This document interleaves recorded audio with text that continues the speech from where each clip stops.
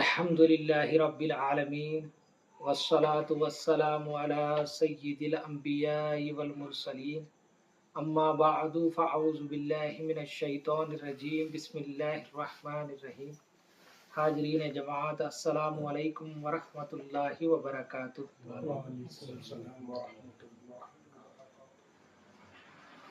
మనం మరిచిపోయిన మన సహాబాలు అనేటువంటి ఈ యొక్క సిరీస్లో భాగంగా ఈరోజు ఒక అత్యుత్తమమైనటువంటి సహాబీని మనం ఇన్షాల్లాహ్ తఆలా ఆయన జీవితంలోని పలు విషయాలను, ఆయన యొక్క విశిష్టతల గురించి సహీ హదీసుల వెలుగులో మరియు ముస్తనద్ అథెంటిక్ చరిత్ర పుస్తకాల వెలుగులో కొంచెం తెలుసుకునేటువంటి ప్రయత్నం చేద్దాం. ఆయన ఖ్యాతి పదవుల ద్వారానో లేదంటే ఖడ్గం ద్వారానో వీర శూరత్వాల ద్వారానో ఈ ఉమ్మత్తులో ప్రబలలేదు.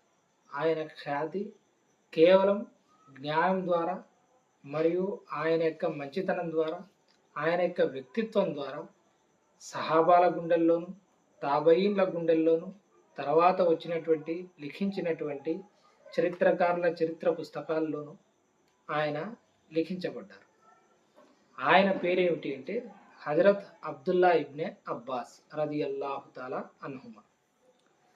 ప్రియ ప్రవక్త సల్లల్లాహు అలైహి వసల్లం గారికి బాల్యంలో సేవ చేసి ఆయనతో దువాలు పొంది జ్ఞానంలో ఈ ఉమ్మత్ యొక్క అత్యుత్తమమైనటువంటి ఫకీహ్గా, ధర్మవేత్తగా, జ్ఞానవేత్తగా, తఫ్సీర్ విద్వాంసునిగా మరియు హిబ్రుల్ ఉమ్మాగా అంటే జ్ఞానంలో అత్యంత మేలైనటువంటి పండితుడిగా ఈ యొక్క ఉమ్మత్తులో ఆయన పేరు పొందడం జరిగింది. ఇన్షాల్లాహ్ తఆలా ఆయన గురించినటువంటి వివరాలు చూసేటువంటి ప్రయత్నం చేద్దాం. ఆయన యొక్క పేరు అబ్దుల్లా, ఆయన తండ్రి గారి పేరు అబ్బాస్. అందుకే ఆయన ఏమంటాం మనం అబ్దుల్లా బిన్ అబ్బాస్ అంటాం. అబ్బాస్ అంటే ఎవరు? ప్రియ ప్రవక్త సల్లల్లాహు అలైహి వసల్లం గారి యొక్క చిన్న అన్న. మీకందరికీ తెలుసు, ప్రవక్త సల్లల్లాహు అలైహి వసల్లం గారికి ఆయన అంటే ఎంతో ఇష్టం, మరియు ఆయనకు కూడా ప్రవక్త సల్లల్లాహు అలైహి వసల్లం గారు అంటే ఎంతో ఇష్టం. ఇస్లాం ముందుగా స్వీకరించకపోయినప్పటికీ ప్రవక్త సల్లల్లాహు అలైహి వసల్లం గారిని అనుక్షణం కాపాడుకుంటూ ఉండేవారు హజరత్ అబ్బాస్ రదియల్లాహు తఆలా అన్హు గారు. ఆయన యొక్క కుమారుడు హజరత్ అబ్దుల్లా గారు. ఈయన ఎప్పుడు జన్మించారంటే ప్రియ ప్రవక్త సల్లల్లాహు అలైహి వసల్లం గారిని మరియు హాషిం కుటుంబాన్ని మొత్తాన్ని ఖురైషీలు ప్రియ ప్రవక్త సల్లల్లాహు అలైహి వసల్లం గారి యొక్క ఏలాన నబువత్ తర్వాత షియాబే అబూ తాలిబ్లో 3 సంవత్సరాల పాటు వెలివేస్తారు కదా. అక్కడి నుండి బయటికి వచ్చేటప్పుడు లేదా అక్కడే ఆఖరి రోజుల్లో హజరత్ అబ్దుల్లా గారు అబ్బాస్ రదియల్లాహు తఆలా అన్హు గారికి జన్మించడం జరిగింది. అంటే ఇది హిజ్రత్కు పూర్వం 3 సంవత్సరాలకు ముందు జరిగినటువంటి విషయం. అంటే హజరత్ అబ్దుల్లా బిన్ అబ్బాస్ రదియల్లాహు అన్హుమా గారు ఎప్పుడు జన్మించారంటే హిజ్రత్కి 3 సంవత్సరాల పూర్వం షియాబే అబీ తాలిబ్ దగ్గర మక్కాలో జన్మించడం జరిగింది. ప్రియ ప్రవక్త సల్లల్లాహు అలైహి వసల్లం గారు ఇహలోకం వీడే నాటికి ఆయన వయసు ఎంత ఉంటుంది? 3 సంవత్సరాలు ఇక్కడ, ప్రవక్త సల్లల్లాహు అలైహి వసల్లం గారు 10 సంవత్సరాలు మదీనాలో ఉన్నారు. కాబట్టి మొత్తం కలుపుకుంటే 13 సంవత్సరాలు, ఎక్కువలో ఎక్కువ ఇంకొక సంవత్సరం అటో ఇటో ఉండొచ్చు అంతే. కేవలం 13 సంవత్సరాల వయసు ఇహలోకం వీడినప్పటికీ ప్రవక్త సల్లల్లాహు అలైహి వసల్లం గారు ఇహలోకం వీడే సమయానికి 13 సంవత్సరాల వయసు మాత్రమే కలిగి ఉన్నటువంటి ఒక వ్యక్తి ఎంతగా సహాబాల్లో ప్రాచుర్యం పొందారు అంటే సహాబాలకు ఖురాన్లో లేదా వేరే ఇతర మసాయిల్లో ఏదైనా డౌట్ ఉన్నా సరే హజరత్ అబ్దుల్లా ఇబ్నే అబ్బాస్ రదియల్లాహు తఆలా అన్హు గారిని సంప్రదించేటువంటి అంతటి ఖ్యాతి ఆయనకుంది. మరి అది ఎలా వచ్చింది, ఏం చేస్తే వచ్చింది అనేది ఇన్షాల్లాహ్ తఆలా తెలుసుకునే ప్రయత్నం చేద్దాం. ఆయన హాషిమి వంశస్థులు. మీకు అందరికీ తెలుసు హజరత్ అబ్బాస్ గారు హాషిమి వంశం, కాబట్టి ఆయన కూడా హాషిమి వంశస్థులు. మరియు ఆయన యొక్క కున్యత ఏమిటంటే అబుల్ అబ్బాస్. తండ్రి గారి పేరునే వారి కుమారులకు కూడా పెట్టుకోవడం జరిగింది, కాబట్టి ఆయన యొక్క కున్యత్ అబుల్ అబ్బాస్ అవుతుంది. ప్రియ ప్రవక్త సల్లల్లాహు అలైహి వసల్లం గారు ఆయన ఇంట్లోనే ఆయన ఆల్మోస్ట్ పెరిగారని చెప్పుకోవచ్చు. ఆయన యొక్క పగలు కానీ, సాయంత్రం కానీ, రాత్రి కానీ ఎప్పుడైనా సరే ప్రవక్త సల్లల్లాహు అలైహి వసల్లం గారి ఇంట్లోకి వెళ్ళి రావడం అనేది ఆయనకి ఎప్పుడూ అనుమతి ఉండేది. ఎల్లప్పుడూ ప్రవక్త సల్లల్లాహు అలైహి వసల్లం గారిని ఆయన సేవించడంలో కానీ, ఆయన మాటలు వినడంలో కానీ, ప్రవక్త సల్లల్లాహు అలైహి వసల్లం గారి యొక్క సాంగత్యంలోనే హజరత్ అబ్దుల్లా ఇబ్నే అబ్బాస్ రదియల్లాహు తఆలా అన్హు గారు గడపడం జరిగింది. ఇక్కడ ఆయన జీవితం నుంచి మనం చెప్పుకోవాల్సింది ఏమిటి అంటే, జ్ఞానవంతులకు మనకు సేవ చేయడంలో ఎటువంటి భాగ్యాలు పొందుతామంటే, వారి యొక్క దుఆలతో అల్లాహ్ తాలా మన యొక్క జీవితాల్ని మార్చేస్తాడు. అది మనం ఇబ్నే అబ్బాస్ రదియల్లాహు తఆలా అన్హు గారి యొక్క జీవితం నుంచి మనం నేర్చుకోవచ్చు. ఒక హదీస్ చూడండి, మనకు బుఖారీలో దొరుకుతుంది మరియు ముస్లింలో కూడా దొరుకుతుంది. హజరత్ అబ్దుల్లా ఇబ్నే అబ్బాస్ రదియల్లాహు తఆలా అన్హు గారు స్వయంగా ఈ హదీస్ను ఉల్లేఖిస్తున్నారు. ప్రియ ప్రవక్త సల్లల్లాహు అలైహి వసల్లం గారు ఒకసారి బైతుల్ ఖలాకు వెళ్ళారు. అంటే టాయిలెట్ కోసం అని చెప్పేసి వెళ్ళారు. ఇంతలో హజరత్ అబ్దుల్లా ఇబ్నే అబ్బాస్ రదియల్లాహు తఆలా అన్హు గారు ఏం చేశారంటే, ఆయన బయటకు వచ్చిన తర్వాత వజూ చేస్తారని చెప్పేసి, ఇంకా అప్పటికి పిల్లవాళ్ళు, మీకు చెప్పాను కదా, హిజ్రత్‌కు ముందు 3 సంవత్సరాల ముందు పుట్టడం జరిగింది. హిజ్రత్ చేసినప్పటికీ ప్రవక్త సల్లల్లాహు అలైహి వసల్లం గారి దగ్గర ఆయన వచ్చినప్పటికీ మహా అయితే 5-6 సంవత్సరాల వయసు. 3 సంవత్సరాల తర్వాత హిజ్రత్ జరిగారు. హిజ్రత్ సమయానికి ఆయన వయసు 3 సంవత్సరాలు. మదీనాలో ఎక్కువలో ఎక్కువ ఆయన ఈ వాక్య చెప్తున్నారంటే 5 సంవత్సరాలు, 6 సంవత్సరాలు, మహా అయితే 7 సంవత్సరాలు అనుకోండి. ఆ వయసులో జరిగినటువంటి సంఘటన. అప్పటికే ఆయన ప్రవక్త సల్లల్లాహు అలైహి వసల్లం గారి దగ్గర కూర్చోవడానికి, ఆయన దగ్గర సేవ చేయడానికి ఎంతగా ఊవిల్లూరేవారంటే, చిన్నతనంలోనే ప్రవక్త సల్లల్లాహు అలైహి వసల్లం గారు బైతుల్ ఖలాకు వెళ్ళి రాగానే ఆయన కోసం వజూ కోసం నీళ్లను ఒక బకెట్లో తీసుకొని వచ్చి సిద్ధంగా పెట్టారు. అది చూసి ప్రవక్త సల్లల్లాహు అలైహి వసల్లం గారు బయటికి రాగానే, ఈ నీరు ఎవరు తీసుకొచ్చారు అని చెప్పేసి అడగడం జరిగింది. అక్కడ ఉన్నటువంటి వారు హజరత్ అబ్దుల్లా ఇబ్నే అబ్బాస్ రదియల్లాహు తఆలా అన్హు అని దగ్గర ఉన్నటువంటి సహాబాలు చెప్పడం జరిగింది. అప్పుడు ప్రవక్త సల్లల్లాహు అలైహి వసల్లం గారి యొక్క నోటి నుండి వెలువడినటువంటి పవిత్ర పలుకులు ఏమిటి అంటే, అవి ఆయన కోసం ఒక దువా వెలువడింది. ఆ దువా ఏమిటి అంటే, అల్లాహుమ్మ ఫక్కిహు ఫిద్దీన్, ఓ అల్లాహ్ ఇతనిని దీనిలో, అంటే మన యొక్క మతానికి సంబంధించినటువంటి అవగాహన ఏదైతే ఉందో, అవగాహన ఏదైతే ఉందో అందులో ఇతన్ని ఫకీ చేయి, ధర్మవేత్తగా చేయి అని చెప్పేసి అల్లాహ్ తాలాకు దువా చేయడం జరిగింది. ఇంకొక హదీస్ కూడా మీకు బుఖారీలోనే ఉంటుంది. 71వ నంబర్ హదీస్లో ప్రవక్త సల్లల్లాహు అలైహి వసల్లం గారు అంటారు, అల్లాహ్ ఎవరినైతే ప్రేమిస్తాడో వారికి అల్లాహ్ ధర్మజ్ఞానాన్ని కలగజేస్తాడు, ధర్మజ్ఞానాన్ని వారికి ఇస్తాడు అని చెప్పేసి ప్రవక్త సల్లల్లాహు అలైహి వసల్లం గారు చెప్పడం జరిగింది. అల్లాహకే స్వయంగా ఈయనకు ధర్మజ్ఞానం ప్రసాదించమని ప్రవక్త సల్లల్లాహు అలైహి వసల్లం గారు దువా చేయడం జరిగింది. అంటే అల్లాహ్ తాలా ఈయన్ను ప్రేమిస్తున్నాడు, అందుకే ఈయనకు ఆ యొక్క జ్ఞానం ఇచ్చాడు అని చెప్పేసి మనం అర్థం చేసుకోవచ్చు. అల్లాహ్ ప్రేమిస్తాడు కాబట్టే ఆయనకు ధర్మజ్ఞానం ఇచ్చాడు. ఎటువంటి ధర్మజ్ఞానం అది అంటే, ఫికాలో ఆయన యొక్క మార్పు ఉంటుంది. తఫ్సీర్లో ఏ తఫ్సీర్ అయినా మీ ఇష్టం వచ్చింది, అహ్లే సున్నత్ వల్ జమాత్ యొక్క తఫ్సీర్ చూడండి. అందులో అబ్దుల్లా బిన్ అబ్బాస్ పేరు కనుక మీకు కనపడకపోతే మీరు నన్ను వచ్చి అడగండి. ఏ సూరా అయినా సరే, ఏ ఆయతకు సంబంధించిందైనా సరే, అబ్దుల్లా బిన్ అబ్బాస్ గారి యొక్క ప్రత్యేకత, ఆయన యొక్క ఇల్ముకు సంబంధించినటువంటి ఆసార్ లేకోకుండా ఏ తఫ్సీరు కూడా అది ముకమ్మల్ కాదు. స్వయంగా ఆయన నుంచే ఒక తఫ్సీర్ పుస్తకం అనేది మనకు మన్సూబ్ ఉంది. దాని యొక్క సనదులో కొన్ని మనకు అనుమానాలు ఉన్నప్పటికీ ఆయనతో ప్రవచించినటువంటి ఉల్లేఖనాలన్నీ కూడా ఒక చోట చేర్చి తఫ్సీర్ ఇబ్నే అబ్బాస్ రూపంలో మనకు 3 గ్రంథాల్లో తఫ్సీర్ కూడా మనకు లభిస్తుంది. మరొక సందర్భంలో ఇది ఆయనకు దువా ఎందుకు లభించింది చెప్పండి. ఆయన ఏం ఆశించి చేయలే. ప్రవక్త సల్లల్లాహు అలైహి వసల్లం గారి యొక్క సేవ నిమిత్తం అక్కడికి వెళ్తే ప్రవక్త సల్లల్లాహు అలైహి వసల్లం గారు దువా ఇచ్చారు. అల్లాహ్ తాలా ఆయన్ను చిరస్మరణీయునిగా మనం చర్చించుకునేటువంటి విధంగా అల్లాహ్ తాలా ఆయన చేశారు. అందుకే జ్ఞానవంతుల సేవ చేయడం అనేది మనం అవలంబించుకోవాలి. ఏదో ఆశించో లేదంటే వారి దగ్గర నుంచి మనం ఏదన్నా తీసుకుందామనో ఇది కాదు. వారి సేవ మనం ఎందుకు చేయాలంటే వారితో దువాలు తీసుకోవడానికి చేయాలి. ఇది ఈ ఉమ్మత్తులో మొదటి నుంచి వస్తున్నటువంటి పద్ధతి. మీరు చాలా మంది పెద్ద పెద్ద వాళ్ళకు సంబంధించినటువంటి మాటలు వినే ఉంటారు. వాళ్ళు కూడా ఏదో ఒక సందర్భంలో వారి తల్లిదండ్రుల దువా కానీ, లేదా పెద్దవాళ్ళ దువా కానీ, లేదా ఆలింల దువా కానీ ఇటువంటివి పొందిన తర్వాత మరలా వీళ్ళు కూడా పెద్దవాళ్ళు అయిన తర్వాత జ్ఞానవంతులుగా మారడం జరిగింది. కాబట్టి ఈ యొక్క విషయం మీరు ఇబ్నే అబ్బాస్ గారి నుంచి గుర్తుపెట్టుకోండి. మరొక హదీసులో ఇబ్నే అబ్బాస్ రదియల్లాహు తఆలా అన్హు గారు తెలియజేస్తున్నారు. ఇంతకుముందు చెప్పినటువంటి హదీసు ఇది బుఖారీ ముస్లింలో ఉంది. ముత్తఫకున్ అలైహి హదీసు. బుఖారీలో వచ్చేసి 143వ నంబర్ హదీసు. మరొక హదీసులో ప్రియ ప్రవక్త సల్లల్లాహు అలైహి వసల్లం గారు హజరత్ ఇబ్నే అబ్బాస్ రదియల్లాహు తఆలా అన్హు గారిని చిన్నతనంలో తమ గుండెలకు హత్తుకొని ఈ విధంగా దువా చేశారు. ఏమని దువా చేశారు అంటే, అల్లాహుమ్మ అల్లంహుముల్ కితాబ్, ఓ అల్లాహ్ ఇతనికి కితాబ్ యొక్క జ్ఞానాన్ని ప్రసాదించు, అంటే ఖురాన్ యొక్క జ్ఞానాన్ని ప్రసాదించు అని దువా చేయడం జరిగింది. ఈ హదీస్ కూడా మనకు సై హదీస్ మనకు బుఖారిలో లభిస్తుంది. అదేవిధంగా మరొక హదీస్ ఉంటుంది ఇబ్నే మాజాలో.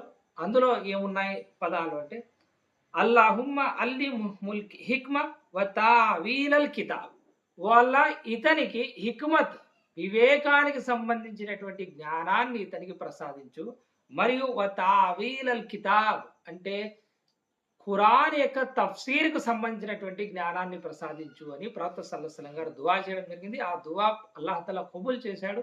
ఈ రోజున ఆయనకు తఫ్సీర్లో మేటిగా ఈ ఉమ్మత్ అనేది భావిస్తుంది, గుర్తిస్తుంది, ఆయన యొక్క సేవలను కొనియాడుతుంది. ఈ హదీస్ మనకు ఇబ్నే మాజాలో 166వ నంబర్ హదీస్, ఇది సై హదీస్. ఇది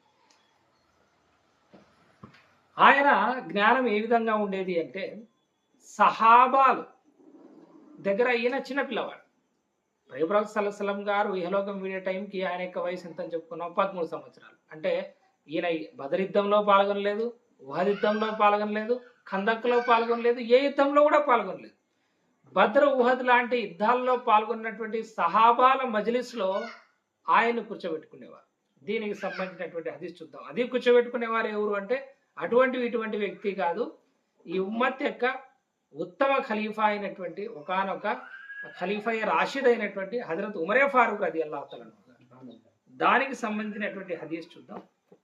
ఈ హదీస్ మీకు రియాదుస్ సాలిహీన్లో 113వ నంబర్ హదీస్. ఇది హజరత్ ఇబ్నే అబ్బాస్ రదియల్లాహు తఆలా అన్హు గారు ఈ హదీస్ను ఉల్లేఖిస్తున్నారు. హజరత్ ఉమర్ రదియల్లాహు తఆలా అన్హు గారు బద్ర్ యుద్ధంలో పాల్గొన్నటువంటి పెద్ద సహాబాలతో పాటు నన్ను కూడా తమ సమావేశాల్లో కూర్చోబెట్టుకునేవారు. దీనిపై కొందరు అభ్యంతరం వెలిబుచ్చారు. ఇంత పెద్ద పెద్ద సహాబాలు ఉన్నారో ఆ చిన్నపిల్లవాడిని మీరు ఎందుకు కూర్చోబెట్టుకుంటున్నారు అని. ఇది ఏ కాలంలో? హజరత్ ఉమర్ రదియల్లాహు తఆలా అన్హు గారి యొక్క ఖిలాఫత్ కాలంలో. మాకంటే వయసులో చిన్నవారిన మరియు మా యొక్క స్థాయి ఆయనకు లేదు, మరి మా మజ్లిస్సులో ఇంతమంది ఉన్నాం కదా, ఆయన ఎందుకు మీరు కూర్చోబెట్టుకుంటున్నారు ప్రత్యేకంగా అని చెప్పేసి ఆయన మీద కొంచెం ఎతరాజ్ చేయడం జరిగింది అనమాట. అంటే ఎందుకు అని చెప్పేసి అడగడం జరిగింది. అప్పుడు ఈ అబ్బాయి వయసు గల మా పిల్లలు కూడా ఉండగా మన సమావేశాల్లో ఇతన్నే ఎందుకు కూర్చోబెట్టుకోవాలి అని కొంతమంది అడిగారు. మా పిల్లలు కూడా ఉన్నారు కదా, మీరు మా పిల్లల్ని అయితే ఏం వద్దన్నారు, ఈయన మాత్రం ఎందుకు కూర్చోబెట్టుకుంటున్నారు అని కొంతమంది అడగడం జరిగింది. అందుకు హజరత్ ఉమర్ రదియల్లాహు తఆలా అన్హు గారు ఏమన్నారంటే, ఇబ్నే అబ్బాస్ రదియల్లాహు తఆలా అన్హు గారి యొక్క ప్రతిభ గురించి మీకు అందరికీ తెలిసిందే కదా, ఆయన ఇల్ము గురించి మీకు తెలిసిందే కదా, ఆయన యొక్క పాండిత్యం గురించి మీకు తెలిసిందే కదా, అందుకని ఆ బరకత్ కోసం ఈ మజ్లిస్సుల్లో ఆయన నేను కూర్చోబెట్టుకుంటున్నాను అని చెప్పేసి చెప్పారు. ఆ తర్వాత ఒకరోజు ఆయన నన్ను పిలిచి బదర్ యుద్ధంలో పాల్గొన్నటువంటి పెద్ద మనుషులతో పాటు నన్ను తమ సమావేశంలో కూర్చోబెట్టుకున్నారు. మరోసారి పిలిచి కూర్చోబెట్టుకున్నారు అనమాట. ఈసారి ఎందుకు కూర్చోబెట్టుకున్నారంటే ఈయన టాలెంట్ని వాళ్ళ గురించి చూపిద్దామని చెప్పేసి హజరత్ ఉమర్ గారు నిశ్చయించుకున్నారు. కూర్చోబెట్టుకొని ఇబ్నే అబ్బాస్ గారు అంటున్నారు, బహుశా ఈరోజు ఆయన వారికి నా గురించి తెలియజేయడానికే నన్ను పిలిచి ఉంటారు అని నేను అనుకున్నాను. ఈయన కూడా అనుకున్నారు, బహుశా నా గురించి ఆయన ఎతరాజ్ చేశారు కదా, నిరూపించుకోవడానికి ఆయన పిలిచి ఉంటారని చెప్పేసి అనుకున్నారు. అప్పుడు హజరత్ ఉమర్ రదియల్లాహు తఆలా అన్హు గారు సమావేశంలోని సభ్యులను, మనకు ఖురాన్లో సూరా ఉంటుంది కదా, ఇజా జా నస్రుల్లాహి వల్ ఫత్హ్ వరఐతన్నాస యద్ఖులూన ఫీ దీనిల్లాహి అఫ్వాజ ఫసబ్బిహ్ బిహమ్ది రబ్బిక వస్తగ్ఫిర్ ఇన్నహు కాన తవ్వాబ్. ఈ సూరా మనకు ఖురాన్లో ఆఖరిలో సూరా ఉంటుంది.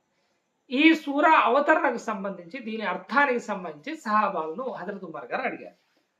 ఏమన్నారు? అల్లాహ్ సహాయం వచ్చి విజయ భాగ్యం లభించినప్పుడు సూరా ఇజాజా, సూరా నస్ర్ చదివినప్పుడు ఈ అల్లాహ్ యొక్క ఈ ఆయత్ గురించి మీ భావం ఏమిటి, మీ అభిప్రాయం ఏమిటి, దీనికి సంబంధించి తఫ్సీర్ మీరు ఏమనుకుంటున్నారు అని ఆ సభలోని బదర్ యొక్క పెద్ద మనుషుల్ని సహాబాలను అడగడం జరిగింది. అప్పుడు వారు ఏమన్నారంటే, ఇందులో అల్లాహ్ సహాయం అవతరించి ఆయన మమ్మల్ని గెలిపించినప్పుడు మనం ఆయన్ని స్తుతించాలని, పాపాల మన్నింపు కోసం వేడుకోవాలని ఆదేశించబడింది అని జవాబు చెప్పారు. అంటే అందులో ఏమన్నాడు అల్లాహ్ తఆలా, ఇజా జా నస్రుల్లాహి వల్ ఫత్, మీకు ఎప్పుడైతే అల్లాహ్ సహాయం వచ్చిందో, మీ దగ్గరికి ఎప్పుడైతే గుంపులు గుంపులుగా వచ్చి ప్రజలు ఇస్లాం స్వీకరిస్తారో, అప్పుడు ఓ ప్రవక్త నువ్వు ఏం చేయాలంటే ఫసబ్బిహ్ బిహమ్ది రబ్బిక, నీవు అల్లాహతాలా యొక్క స్తోత్రాన్ని, ఆయన యొక్క పవిత్రతను కొనియాడు, ఆయన యొక్క హమ్ద్ చేయి, వస్తగ్ఫిర్, మరియు ఆయన యొక్క ఇస్తిగ్ఫార్ను నువ్వు చదువు అని చెప్పేసి చెప్పడం జరిగింది. ప్రవక్త సల్లల్లాహు అలైహి వసల్లం గారు ఆఖరి వయసులో ఇదే విధంగా చదువుతూ ఉండేవారు అనమాట. ఇదే వాళ్ళు చెప్పారు. అల్లా యొక్క సహాయం వచ్చింది కాబట్టి అల్లా యొక్క తస్బీ చేయమని, అల్లా హమ్దు చేయమని, అల్లాతో ఇస్తిగ్ఫార్ చేసుకోమని అల్లాహ్ తఆలా చెప్తున్నాడు ఇక్కడ అని బజాహిర్ ఏదైతే ఖురాన్ యొక్క ఆయతుల అర్థం ఉందో అక్కడ ఉన్నటువంటి సహాబాలు కూడా అదే చెప్పడం జరిగింది. మరి కొంతమంది అయితే అసలు ఏమీ సమాధానం చెప్పకుండా మౌనంగా కూర్చున్నారు.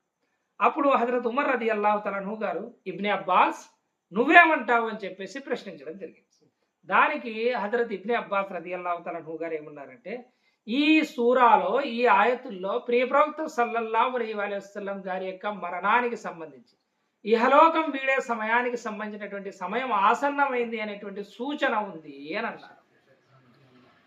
ఎందుకంటే ఇహలోకం వీడే సమయం వచ్చింది, అల్లా యొక్క సహాయం నీ మీద పూర్తయిపోయింది, వచ్చేసింది. కాబట్టి ఓ అల్లా యొక్క ప్రవక్త, నీవు అల్లాహతాలా యొక్క తస్బీ చేస్తూ ఉండు, అల్లాహతాలా యొక్క హమ్ద్ చేస్తూ ఉండు, అల్లాహతాలాకి ఇస్తిగ్ఫార్ చేస్తూ ఉండు అని అల్లాహతాలా హితవు పలికాడు అని హజరత్ ఇబ్నే అబ్బాస్ రదియల్లాహు తఆలా అన్హు గారు చెప్పడం జరిగింది.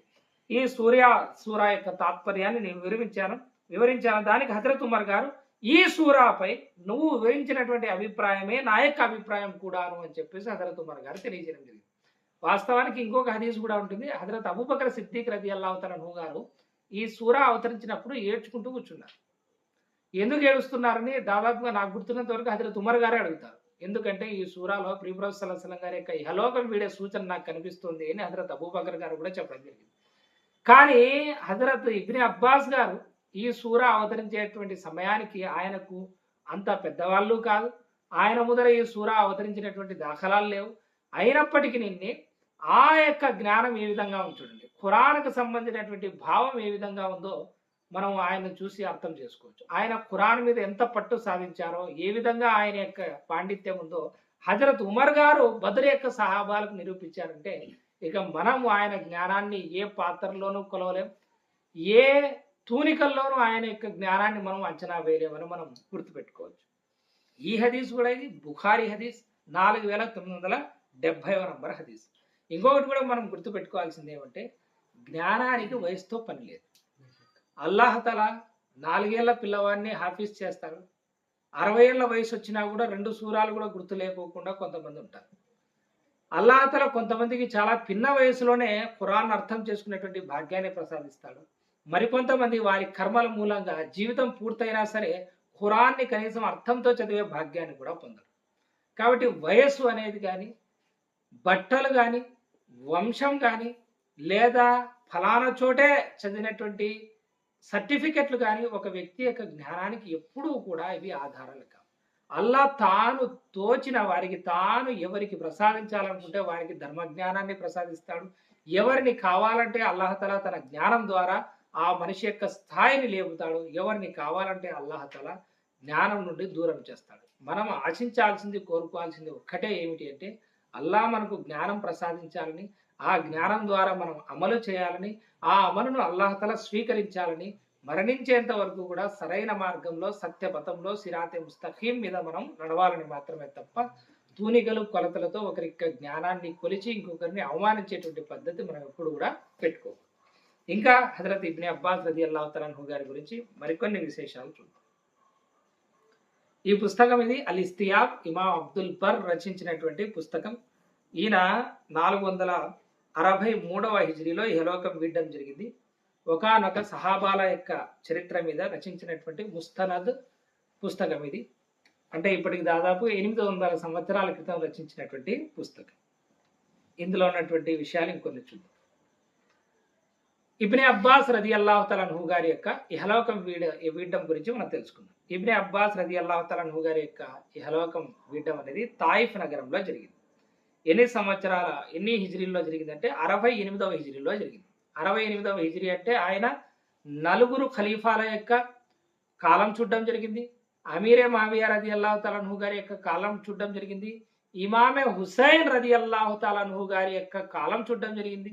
ఆయన షహాదత్కు సంబంధించినటువంటి ఆ కాలాన్ని కూడా ఆయన పొందడం జరిగింది. పైపెచ్చు ఇమామే హుసైన్ రదియల్లాహు తఆలా అన్హు గారు షహీద్ అయినటువంటి ఆషురా రోజున ప్రియ ప్రవక్త సల్లల్లాహు అలైహి వసల్లం గారు కలలో కనపడి ఎవరికి ముందు ఇన్ఫర్మేషన్ ఇచ్చారు అంటే అది ఇబ్నే అబ్బాస్ రదియల్లాహు తఆలా అన్హు గారు. ఆ హదీస్ మీకు చాలాసార్లు చెప్పే ఉంటాను నేను. హజరత్ ఇబ్నే అబ్బాస్ రదియల్లాహు తఆలా అన్హు గారు మక్కాలో పడుకొని ఉన్నప్పుడు ఆయనకు కలలో ప్రియప్రవక్త సల్లల్లాహు అలైహి వసల్లం గారు కర్బలాలో దుమ్ము పట్టినటువంటి తమ బట్టలతో చెదిరిపోయినటువంటి జుట్టుతో బాధపడుతూ ప్రియప్రవక్త సల్లల్లాహు అలైహి వసల్లం గారు అక్కడి నుంచి రక్తం జమ చేస్తున్నటువంటి దృశ్యాన్ని ఇబ్నే అబ్బాస్ గారు చూస్తారనమాట. కలలోనే ఇబ్నే అబ్బాస్ గారు యా రసూలుల్లాహ్ సల్లల్లాహు అలైహి వసల్లం మీకోసం నా తల్లిదండ్రులు అర్పితమవుగాక, మీకు ఈ పరిస్థితి ఏమిటి అంటే ప్రవక్త సల్లల్లాహు అలైహి వసల్లం గారు చెప్తారు, నేను హుసైన్ మరియు అతని సహచరుల యొక్క రక్తాన్ని కర్బలా నుండి సేకరిస్తున్నాను అని చెప్పేసి ప్రవక్త సల్లల్లాహు అలైహి వసల్లం గారు చెప్పడం జరిగింది. ఉలిక్కిపడి లేచినటువంటి ఇబ్నే అబ్బాస్ గారు ఆ రోజు తారీఖును నోట్ చేసుకోవడం జరుగుతుంది. అది ఆషురా యొక్క 10వ రోజుని.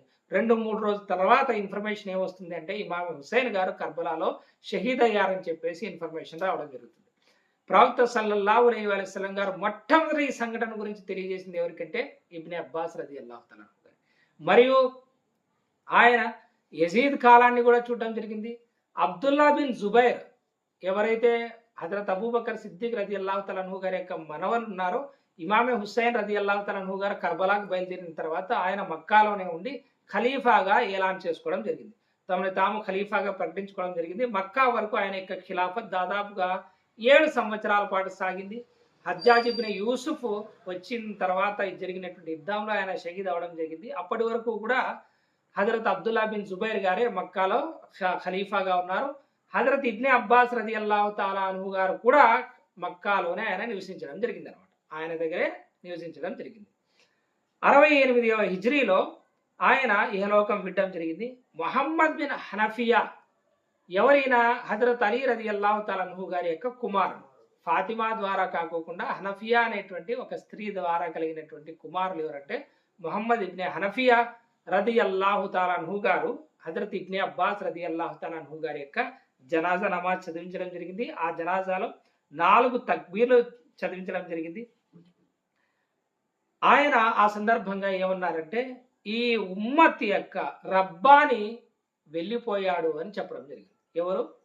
హజరత్ ముహమ్మద్ బిన్ హనఫియా రదియల్లాహు తఆలా అన్హు గారు. ఆయన ఏమన్నారు ఇబ్నే అబ్బాస్ గారి గురించి, ఈ ఉమ్మత్ యొక్క రబ్బాని, ఈ హిబ్రుల్ ఉమ్మ, ఈ ఉమ్మత్ యొక్క పండితుడు ఈ హలోకం వీడడం జరిగింది అని ఆయన జనాజాలో ఆయన పొగడడం జరిగింది.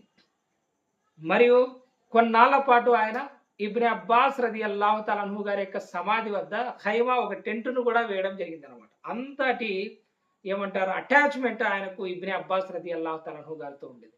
కొన్ని వేల మంది తాబయీన్లకు ఇబ్నే అబ్బాస్ గారు గురువు.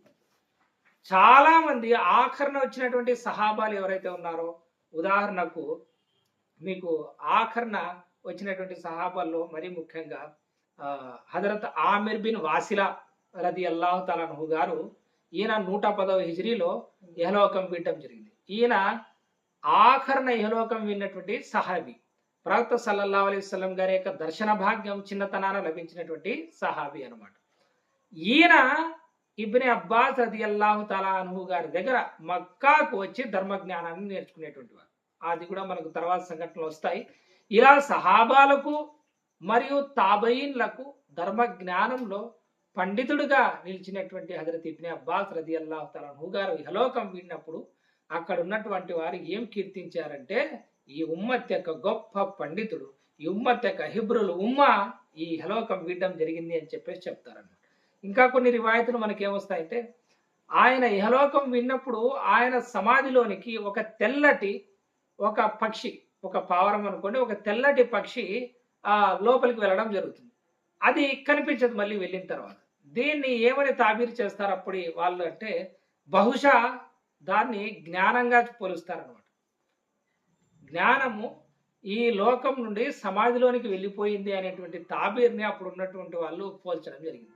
ఎందుకంటే ఇబ్నే అబ్బాస్ రదియల్లాహు తఆలా అన్హు గారు జ్ఞానానికి మారుపేరు. ఆయనతో పాటు అది సమాధిలోకి వెళ్ళిపోయింది అని చాలా మంది ఆ యొక్క సన్నివేశానికి తాబీర్ను వివరణ ఇవ్వడం జరిగింది అన్నమాట. ఇంకా ఆయన గురించి గొప్ప తాబీలు చెప్పినటువంటి మాటలు చూడండి. मुजाहिद ने इब्ने अब्बास रदी अल्लाह तआला अन्हु का कौल नकल किया है कि मैंने जिब्रील को 2 मरतबा नबी करीम सल्लल्लाहु अलैहि वसल्लम के पास देखा और रसूलुल्लाह सल्लल्लाहु अलैहि वसल्लम ने 2 मरतबा मेरे लिए हिकमत की दुआ फरमाई. హజరత్ ఇబ్ని అబ్బాస్ రదియల్లాహు తఆలా అన్హు గారు అంటున్నారు, నేను 2 సార్లు జిబ్రీల్ అమీన్ గారిని చూడడం జరిగింది. ఇందులో వింతేముంది, కొన్ని సార్లు ప్రవక్త సల్లల్లాహు అలైహి వసల్లం గారి యొక్క మజ్లిస్‌లోకి వచ్చారు కదా, హజరత్ జిబ్రీల్ అలైహిస్సలాం గారు మానవ రూపంలో వచ్చారు కదా అంటే, ఈయన చూసింది ఎప్పుడు అంటే మిగతా వారు చూడలేని సందర్భంలో, అంటే మిగతా వారి కంటికి కనపడలేదు కానీ ఇబ్ని అబ్బాస్ గారి కంటికి కనపడడం జరిగింది. దానికి సంబంధించి సహీ హదీస్ ఉంది, ఇన్షాల్లా మీ దగ్గర అది జికర్ చేస్తాను.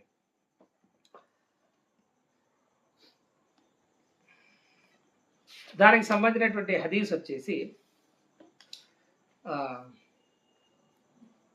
అబూ దావుద్ తియాలసీలో 2831వ నంబర్ హదీస్, మరియు ముస్నద్ అహ్మద్లో 2679వ నంబర్ హదీస్, మరియు తబరానీలో కూడా ఈ హదీస్ ఉంది, సహీ హదీస్ ఇది. అల్ జామియుల్ కామిల్ అనేటువంటి హదీసుల పుస్తకంలో కూడా దీన్ని నకల్ చేయడం జరిగింది. ఆయన ఏమంటున్నారంటే, హజరత్ అబ్దుల్లా బిన్ అబ్బాస్ रज़ियल्लाहु ताला अन्हु से रिवायत है कि मैं अपने वालिद के साथ रसूलुल्लाह सल्लल्लाहु अलैहि वसल्लम के पास बैठा हुआ था और आप एक शख्स से सरगोशी कर रहे थे. నేను మా తండ్రి గారితో పాటు అక్కడ ప్రవక్త సల్లల్లాహు అలైహి వసల్లం గారి యొక్క మజ్లిస్‌లో కూర్చున్నాను. అక్కడ ప్రవక్త సల్లల్లాహు అలైహి వసల్లం గారు ఒక వ్యక్తితో సీక్రెట్‌గా మాట్లాడుతున్నారన్నమాట. అంటే మిగతా వాళ్ళు ఎవరు అక్కడ లేరు, అనుమతి లేదు. ప్రవక్త సల్లల్లాహు అలైహి వసల్లం గారు ఎవరితోనో మాట్లాడుతున్నారు. चुनांचे हम आपके पास से चले आए, मेरे वालिद ने मुझसे कहा, आए बेटे, क्या तुमने नहीं देखा कि तुम्हारा चचा जाद भाई मुझसे किस तरह एराज किए हुए थे. హజరత్ అబ్బాస్ గారు ఏమనుకున్నారంటే, మమ్మల్ని అంటే ఆయన చిన్నాన్న అవుతారు కదా, ప్రవక్త సల్లల్లాహు అలైహి వసల్లం గారి కంటే వయసు రీత్యా పెద్దవారు. ఆయన ఏమన్నారంటే, చూడు మనల్ని మీ చిన్నాన్న ఏ విధంగా పట్టించుకోలేదో, మనం వచ్చామని తెలిసి కూడా ఆయన మనల్ని లోపలికి రానివ్వలేదు, ఆయన ఎవరు లేరు అక్కడ ఆయనతో పాటు అని చెప్పేసి కొంచెం కంప్లైంట్ రీతిలో హజరత్ ఇబ్ని అబ్బాస్ గారితో చెప్పడం జరిగింది అనమాట. అప్పుడు ఇబ్ని అబ్బాస్ గారు ఏమంటారంటే, मैंने कहा अब्बू जान आपके पास एक शख्स था, यानी आप सल्लल्लाहु अलैहि वसल्लम के पास प्रवक्త सल्लल्लाहु अलैहि वसल्లం గారి దగ్గర एक शख्स था, ఒక వ్యక్తి ఉండే, जिससे आप सरगोशी करते थे, ఆయనతో ఆయన సీక్రెట్ గా ఏదో పర్సనల్ గా మాట్లాడుతూ ఉన్నారు. तो फिर हम नबी करीम सल्लल्लाहु अलैहि वसल्लम के पास वापस आए. मेरे वालिद ने कहा, आए अल्लाह के रसूल, मैंने अब्दुल्ला बिन अब्बास से ऐसी वैसी बातें कह दी कि लेकिन उसने बताया कि आपके पास कोई शख्स था जिससे आप सरगोशी कर रहे थे. ఆయన అబ్బాస్ గారు వచ్చి ఉన్నారు, నేను నా కొడుకుతో మీ గురించి అది ఇది చెప్పాను, కానీ అతను ఏమంటున్నాడంటే మీరు నిజంగానే బిజీ ఉన్నారని, మీరు ఏదో వ్యక్తితో మాట్లాడుతూ ఉన్నారని చెప్పేసి ఇబ్ని అబ్బాస్ అంటున్నాడు, అబ్దుల్లా అంటున్నాడు, దీని గురించి మీరు ఏం చెప్తారు అని రావడం జరిగింది. అప్పుడు ప్రవక్త సల్లల్లాహు అలైహి వసల్లం గారు ఏమన్నారంటే, తో క్యా ఆప్కే పాస్ కోయి ఆద్మీ థా, ఆయన అడిగారు అన్నమాట, నిజంగానే మీ వద్ద ఎవరన్నా వ్యక్తి ఉన్నారా, లేదా నాతో ఏమన్నా ఊరికి నన్ను బుజ్జగించడానికి ఈ విధంగా అబ్దుల్లా ఏమన్నా చెప్తున్నాడా అనేటువంటి అనుమానంతో హజరత్ అబ్బాస్ గారు వచ్చి ప్రవక్త సల్లల్లాహు అలైహి వసల్లం గారిని అడిగారు. रसूलुल्लाह सल्लल्लाहु अलैहि वसल्लम ने फरमाया, ऐ अब्दुल्ला, क्या तुमने उसे देखा था? वो अब्दुल्ला, నువ్వు నిజంగా ఆ వ్యక్తిని చూసావా? तो मैंने कहा, हाँ, నేను నిజంగా చూశాను. तो फरमाया, बेशक वो जिब्रील थे. ఆయన ఎవరు? बेशक वो जिब्रील अलैहिस्सलाम थे. उन्होंने ही मुझे आपसे मशगूल कर रखा था. ఆయనే నన్ను మిమ్మల్ని కలవనీయకోకుండా బిజీలో పెట్టారు, అంటే ఆయనతో నేను మాట్లాడుతూ ఉన్నాను కొన్ని విషయాలు, అందుకే మిమ్మల్ని కలవలేకపోయినా, అందుకే మిమ్మల్ని బయట కూర్చోబెట్టడం జరిగింది అని చెప్పారు. దీని తర్వాత ఏం జరిగిందంటే, ఆ చూడటం వల్ల ఏమైంది అంటే, ఇబ్ని అబ్బాస్ రదియల్లాహు తఆలా అన్హు గారు అంటారు, ఆయనకు ఆఖరి వయసులో చూపు కోల్పోయారనమాట. ఆయన కంటి చూపు తగ్గిపోయింది. ఎందుకు తగ్గిపోయింది అంటే, ప్రవక్త సల్లల్లాహు అలైహి వసల్లం గారు అన్నారు, జిబ్రీల్ని నువ్వు చూసినటువంటి కారణంగా నీ యొక్క కంటి శక్తి అనేది తగ్గిపోతుంది అని చెప్పడం జరిగింది. దానికి సంబంధించి చూడండి,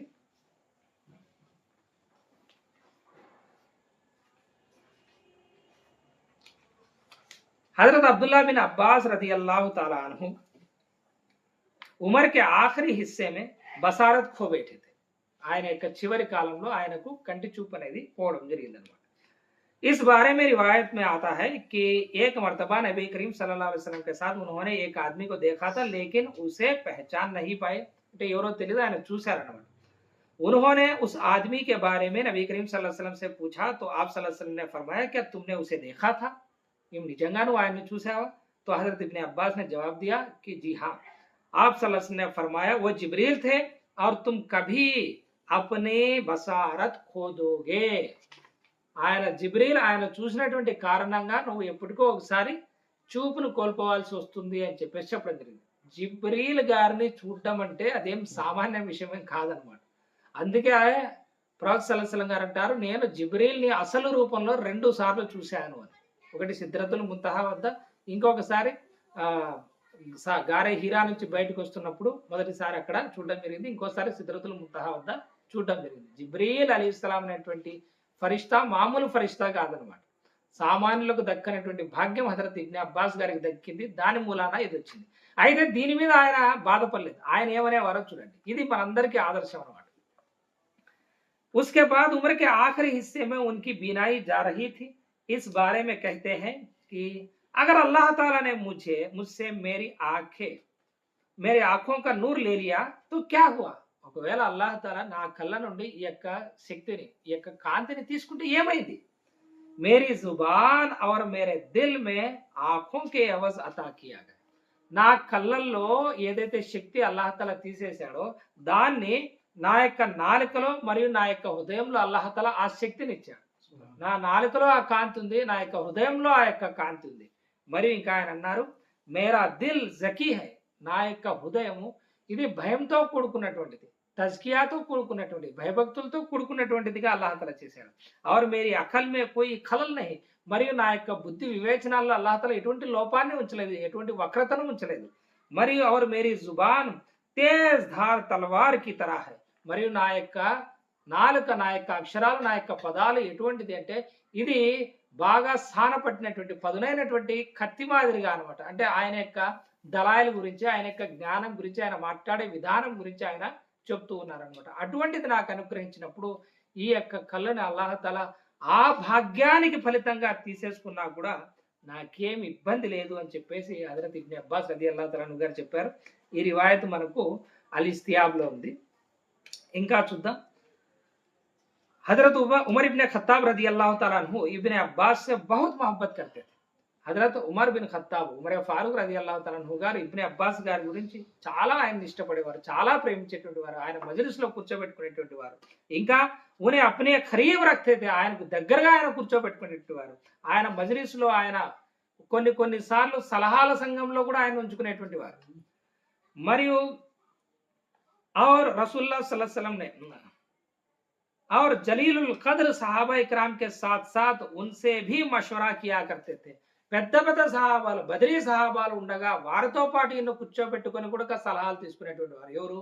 హజరత్ ఉమర్ ఫారూక్ రదియల్లాహు తఆలా అన్హు గారు. हजरत उमर रदी अल्लाह तआला अन्हु फरमाया करते थे, इब्ने अब्बास बड़ी उम्र के लोगों ने जवान है, इब्ने अब्बास बड़ी उम्र के लोगों के जवान है. ఆయన ఏమన్నారంటే జ్ఞానం దృష్ట్యా నువ్వు పెద్దవాడివి, కానీ వయసు దృష్ట్యా నువ్వు చిన్నవాడివి. బడి ఉమర్కే లోగోంకే జవాన్ హై, ఆ పెద్దవాళ్ళల్లో నువ్వు యువకునివి అని చెప్పేసి హజరత్ ఉమర్ ఇబ్నే ఖత్తాబ్ రదియల్లాహు తఆలా అన్హు గారు అనేవారు. ఉన్కి జుబాన్ బెహతరీన్ బోల్తీ హై. ఎవరి జుబాన్? హజరత్ ఇబ్నే అబ్బాస్ రదియల్లాహు తఆలా అన్హు గారి యొక్క నోరు, ఆయన యొక్క నాలిక చాలా స్పష్టంగా, చాలా అద్భుతంగా మాట్లాడుతుంది. మరియు ఔర్ ఉన్కా దిల్ బెహతరీన్ సోచ్తా హై. ఎవరన్నారు ఈ మాటలు? హజరత్ ఉమర్ ఫారూక్ గారు అన్నారు. ఆయన యొక్క హృదయం చాలా మంచిగా, వివేకంగా ఆలోచిస్తుంది, ఆయన యొక్క నాలుక చాలా పవిత్రంగా మాట్లాడుతుంది అని ఆయనను కూర్చోబెట్టుకునేటువంటి వారు. మరియు ఇంకొక సహాబీ, ఈ ఉమ్మత్ యొక్క బెహతరీన్ ఫకీ, ప్రవక్త సల్లల్లాహు అలైహి వసల్లం గారి చే దువాలు పొందినటువంటి సహాబీ, ప్రవక్త గారు ఈయనతో ఖురాన్ నేర్చుకోండి అని చెప్పినటువంటి సహాబీ, ప్రవక్త సల్లల్లాహు అలైహి వసల్లం గారి యొక్క పవిత్ర పాదరక్షలు మోసినటువంటి సహాబీ హజరత్ అబ్దుల్లా బిన్ మసూద్ రదియల్లాహు తఆలా అన్హు గారు చెప్తున్నారు. हजरत अब्दुल्ला बिन मसूद रदी अल्लाह तआला अन्हु फरमाते थे, इब्ने अब्बास कुरान के बेहतरीन तर्जुमान है. ఇబ్నే అబ్బాస్ గారి గురించి అబ్దుల్లా బిన్ మసూద్ గారు అంటున్నారు ఏమని? ఖురాన్ యొక్క బెహతరీన్ తర్జుమాన్, అంటే ఖురాన్కు సంబంధించినటువంటి సరైనటువంటి జ్ఞానాన్ని బోధించే ప్రబోధకుడు అని. అందుకే ఇబ్నే అబ్బాస్ గారి యొక్క ఒక బిరుదు ఏముంటుంది అంటే తర్జుమానుల్ ఖురాన్ అని ఉంటుంది. ఖురాన్ యొక్క ఈయన భావార్థం అని చెప్పేసి, ఖురాన్ యొక్క భావాన్ని తెలుసుకోవడానికి మనకి ఎవరైనా వ్యక్తిని చూడాలనుకుంటే అది ఇబ్నే అబ్బాస్ ని చూడొచ్చు అని.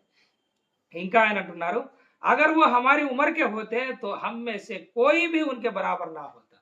ఒకవేళ ఇబ్నే అబ్బాస్ గారు గనక మా వయసు వారు అయ్యింటే, అంటే మాతో పాటు ఈమాన్ తీసుకొచ్చి మా కాలంలో పుట్టి గనుకుంటే ఆయనతో పాటు ఎవరు ఈక్వల్ గా ఉండేటువంటి వారు కాదు. ఈయన చిన్నవారు అవడం చేత మిగిలిన సహాబాల కంటే ఒక సెకండ్ లెవెల్లో ఆయన్ను చిన్నవాడు కదా అని చెప్పేసి చూసేవాళ్ళు. కానీ ఇబ్నే మసూద్ గారు ఏమంటున్నారంటే మా కాలంలో గనక పుట్టి ఉంటే ఇబ్నే అబ్బాస్కి తగిలే వాళ్ళు ఎవరు కూడా ఉండేవాళ్ళు కాదు అని చెప్పేసి చెప్తున్నారు. మరియు ఇంకొక వాక్య చూద్దాం.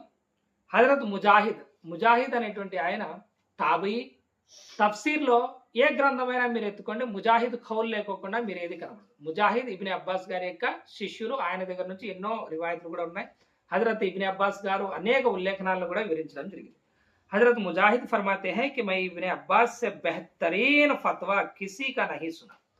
ఇబ్నే అబ్బాస్ గారి ఫత్వాలకు మించినటువంటి అంతకు మించినటువంటి మంచి ఫత్వాలు నేను ఎవరివి కూడా చూడలేదు. అంత బాగా ఉండేటటువంటి కొన్ని సార్లు ఎలా ఉండేవి అంటే, ఈ హదీస్ కూడా మీకు సహీ హదీసే, దాదాపుగా బుఖారీ ముస్లింలోనే దొరుకుతుంది. ఇది హజరత్ అలీ రదియల్లాహు తాలా అన్హు గారు ఈ ఉమ్మత్ యొక్క బెహతరీన్ ఫకీ, ప్రవక్త సల్లల్లాహు అలైహి వసల్లం గారు జ్ఞానం యొక్క పట్టణం అయితే అలీ దాని యొక్క దర్వాజా, దాని యొక్క ద్వారం, ఎంట్రన్స్ అని చెప్పడం జరిగింది.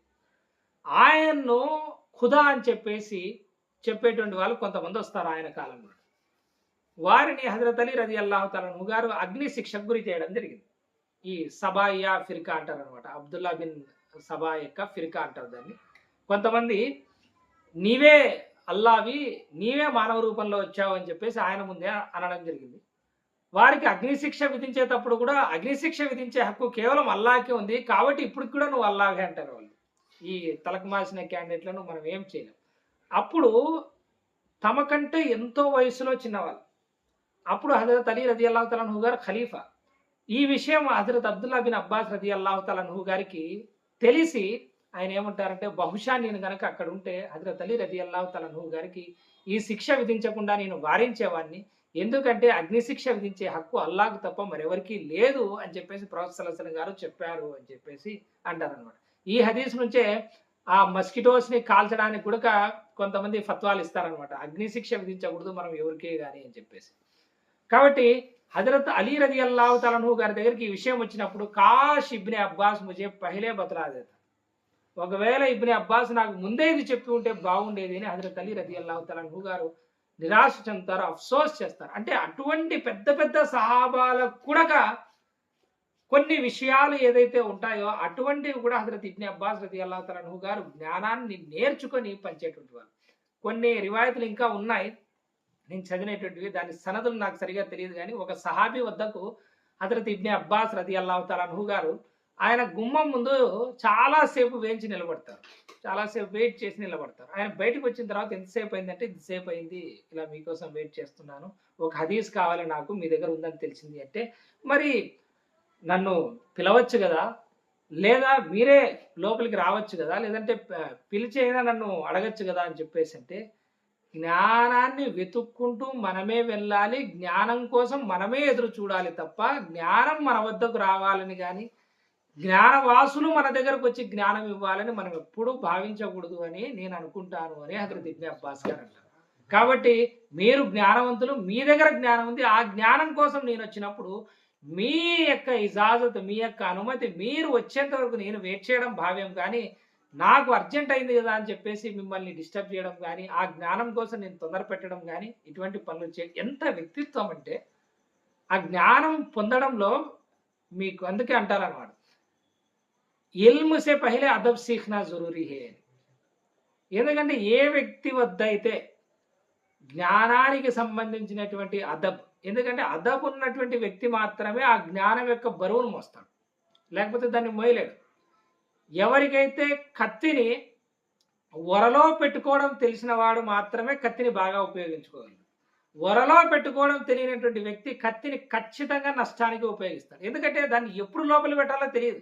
ఆ అదబు వారికి లేదు. ఊరికి కత్తి ఉంది, కత్తి నీకు నష్టం కలుగజేస్తుంది, ఎదుటి వారికి నష్టం కలుగజేస్తుంది, కానీ ఎప్పుడు బయటికి తీయాలి, ఎప్పుడు దాన్ని లోపలికి పెట్టాలనేటువంటి తెలిసిన ఆ అదబ్ తెలిసినటువంటి వ్యక్తి కత్తిని సరిగ్గా ఉపయోగించుకుంటాడు.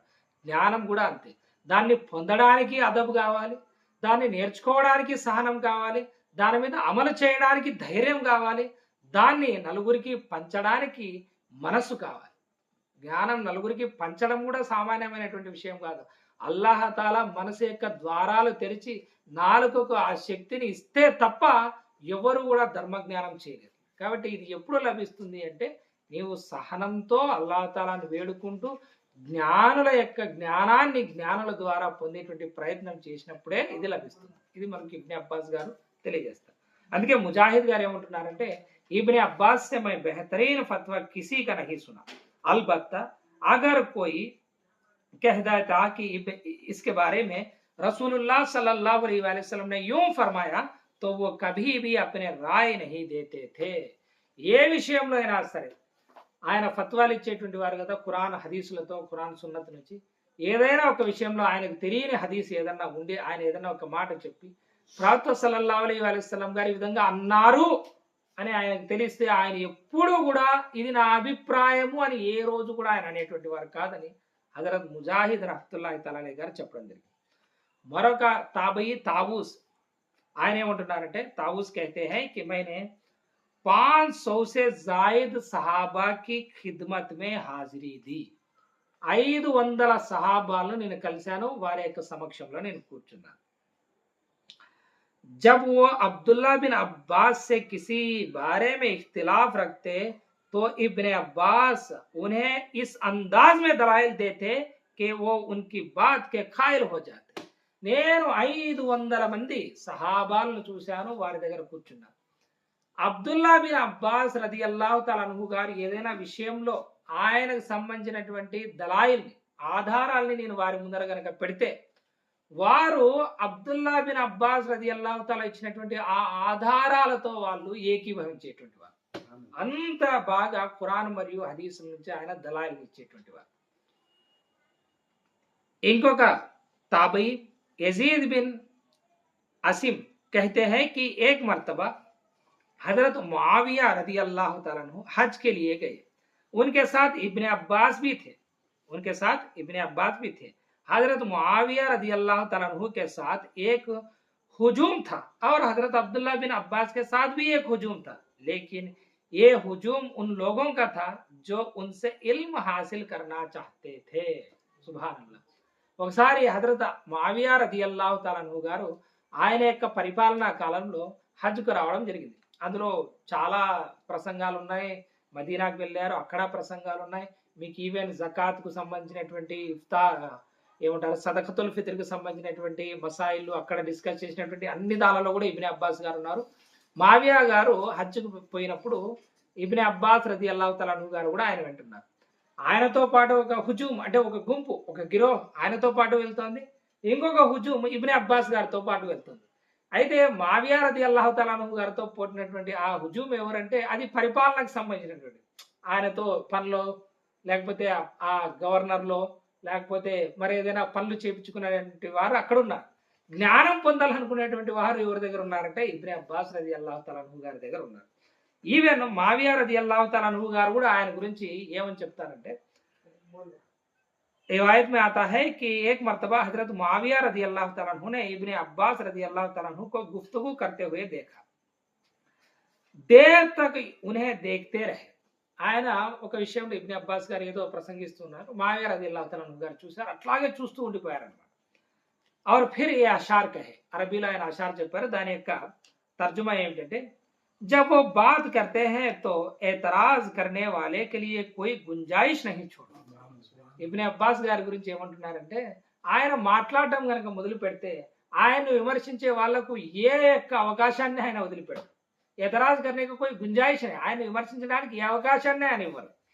మరియు ఓ బిల్కుల్ దురుస్తు గుఫ్తుగు కర్తే ఆయన ఖచ్చితంగా చాలా సవ్యమైనటువంటి సంభాషణ జరుపుతారు. మరియు అప్ని జుబాన్ కో లుగువియాత్ మే మస్రూఫ్ నహీ కర్తే ఆయన పద ప్రయోగాలతో లుగువియాతులు అంటే భాషకు సంబంధించినటువంటి పదాలను ప్రయోగిస్తూ తన పాండిత్యాన్ని చూపడంలో ఆయన బిజీగా ఉంటారు. ఎందులో బిజీగా ఉంటారు ఆయన? ఓ అప్ని జుబాన్ కో కలాం కి ముఖ్తలిఫ్ అస్నాఫ్ और ముఖ్తలిఫ్ అసాలీబ్ మే ఢాల్తే హై. ఆయన ఏదైతే ఖురాన్ యొక్క భావన ఉందో దానికి దాని యొక్క పలు రకాలైనటువంటి భావాలు భావనలతో ఆయన యొక్క సంభాషణ నింపేవాళ్ళు. అంతే తప్ప పదప్రయోగాలతో గారడీ చేస్తూ ఆయన యొక్క సంభాషణ ఉండేది కాదనమాట. और वो उसकी गहराइयों को शकरे की नजर से शकरे की नजर से देखते थे. మరియు ఆ భావాలు ఖురాన్ యొక్క భావాలకు సంబంధించి ఆయన ఎంత లోతుగా చూసేవాళ్ళంటే వేటగాడు వేటకు సంబంధించినటువంటి ఏ విధమైనటువంటి తీక్షణతో చూస్తారో అంత తీక్షణతో ఆయన యొక్క భావాన్ని అంత లోతుగా చూసేవారని హజరత్ అమీరే మావియా గారు స్వయంగా ఇబ్నే అబ్బాస్ రదియల్లాహు తఆలా అన్హు గారిని పొగడడం జరుగుతుంది. మరొకటి చూద్దాం. मसरूक कहते हैं कि जब मैं इब्ने अब्बास रदी अल्लाह तआला अन्हु को देखता हूँ मैं कहता हूँ कि ये लोगों में सबसे ज्यादा खूबसूरत है. ఇబ్నే అబ్బాస్ గారిని చూసినప్పుడు ఆయన మస్రూక్ తాబీ ఈయన కూడా ఆయన ఏమంటారంటే ఈయనకు మించి సుందరుడు ఇంకోరు లేరు అని చెప్పేసి నేను అనుకుంటాను. जब मैं उनकी गुफ्तगू सुनता हूँ तो मैं कहता हूँ कि ये लोगों में सबसे ज्यादा फसीह है. ఆయన యొక్క మాటలు ఎప్పుడైతే నేను వింటానో ఈయనకు మించి అరబీని ఇంత బాగా మాట్లాడేవాడు, ఇంత భాష మీద పట్టున్నటువంటి వ్యక్తి నేను ఎవరిని చూడలేదని నాకు అనిపిస్తుంది. और जब मैं उनकी इल्मी गुफ्तगू सुनता हूं तो मैं कहता हूं ये लोगों में सबसे बड़ी आलिम है, ये सबसे बड़े आलिम है. ఆయన యొక్క జ్ఞానానికి సంబంధించినటువంటి మాటలు కనుక నేను వింటే నేను ఏమంటానంటే ఈయనకు మించినటువంటి జ్ఞాని మరొకరు లేడు అని అంటారంట. ఎవరు? మస్రూక్ తాబీ. ఈయన కూడా ఇబ్నే అబ్బాస్ గారి శిష్యుడే. शफीक अबू वाइल कहते हैं कि एक मर्तबा हज के मौके पर हजरत इब्ने अब्बास ने हमें खुतबा दिया. उसमें उन्होंने सूरह नूर शुरू की और उसकी सूरत को पढ़ते जाते और उसकी तफसीर करते जाते थे. मैंने उससे पहले ऐसा कलाम कभी नहीं सुना था. वो ऐसा शानदार कलाम था कि अगर वो फारसी, रूमी और तुर्की लोग सुन लेते तो मुसलमान हो जाते. షఫీక్ అబుల్ వాయిల్ అనేటువంటి ఆయన ఏమంటున్నారంటే నేను ఇబ్నే అబ్బాస్ గారితో పాటు హజ్ యొక్క సందర్భంలో ఆయనతో పాటు ఉన్నా. ఆయన ఆ సందర్భంలో సూరా నూరుకు సంబంధించినటువంటి ప్రసంగం చేశారు. సూరా నూర్ ఆయన చదువుతూ పోతున్నారు ఆయతులు, దానికి సంబంధించినటువంటి తఫ్సీర్ చేస్తూ పోతున్నారు. అది ఎలా ఉంది అంటే అంతకుముందు ఎప్పుడు కూడా అంత సుందరమైనటువంటి అంత భావ వ్యక్తీకరణతో కూడినటువంటి సూరా నూర్ యొక్క తఫ్సీర్ నేను వినలేదు.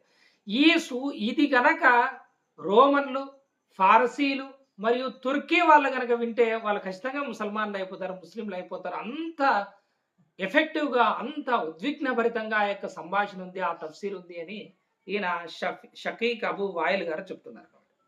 మరొక రివాయత్ చూద్దాం. अमर बिन दीनार कहते हैं कि मैंने इब्ने अब्बास की मजलिस जैसी मजलिस किसी की नहीं देखी और उनकी मजलिस में हलाल और हराम, अरबी जुबान व अदब और नसब, तारीख हर मौजू पर बात होती. ఆయన ఎటువంటి పండితుడు అంటే ఒక రకంగా చెప్పాలంటే మనం ఆల్ ఇన్ వన్ అని చెప్పొచ్చు అనమాట. ఈ కాలంలో మనకు ఎలా లభిస్తారంటే ఒకరు ఫికాలో కామిలుల్ ఫికా కానీ లేదా ముఫ్తీ అంటారు, వాళ్ళు మస్లే మసాయిల్ ఫత్వాలు దీనికి సంబంధించి ఉంటారు. ఇంకొకరు ఫిఖుల్ హదీస్ ఉంటారు అనమాట. అంటే ఏమంటారు కామిలుల్ హదీస్ ఉంటారు. హదీస్లో వారి యొక్క పాండిత్యం ఉంటుంది. ఎలాగైతే మనకు మనకు మెడికల్లో సపరేట్ బ్రాంచెస్ ఉంటాయి కదా, డెంటల్కి ఒకరు, తర్వాత డెంటిస్ట్ ఒకరు, ఈఎన్టీ స్పెషలిస్ట్ ఒకరు, ఆప్థమాలజిస్ట్ ఒకరు, ఐ స్పెషలిస్ట్ ఒకరు, ఈ విధంగా సపరేట్ బ్రాంచెస్ ఉంటాయి కదా. అలానే ఇస్లాంలో ఈ రోజున ఏమైందంటే జ్ఞానం యొక్క శాఖలు తయారైపోయి సపరేట్గా ఉన్నారు. ఫికీ మసాయిల్లో మహారత్ సంబంధించినటువంటి వాళ్ళను ముఫ్తీలు అంటారు.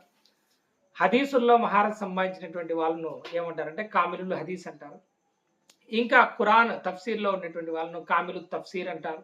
ఈ విధంగా వివిధమైనటువంటి బ్రాంచెస్ ఉన్నాయి. అదేవిధంగా తజ్వీద్లో ఉన్నటువంటి వాళ్ళను కామిలు తజ్వీద్ అని, ఇలా చాలా బ్రాంచెస్ ఉన్నాయి. కామిలుల్ అకాయిద్ అని, షేకు తజ్వీద్ అని, షేకుల్ అకాయిద్ అని చెప్పేసి ఇలా అఖీదాలకు సంబంధించినటువంటి వాళ్ళు వేరే బ్రాంచెస్గా మనం ఈరోజు ఉన్నాం. కానీ ఇబ్నే అబ్బాస్ గారు ఎటువంటి వారు అంటే అన్ని ఆలిన్ వారు.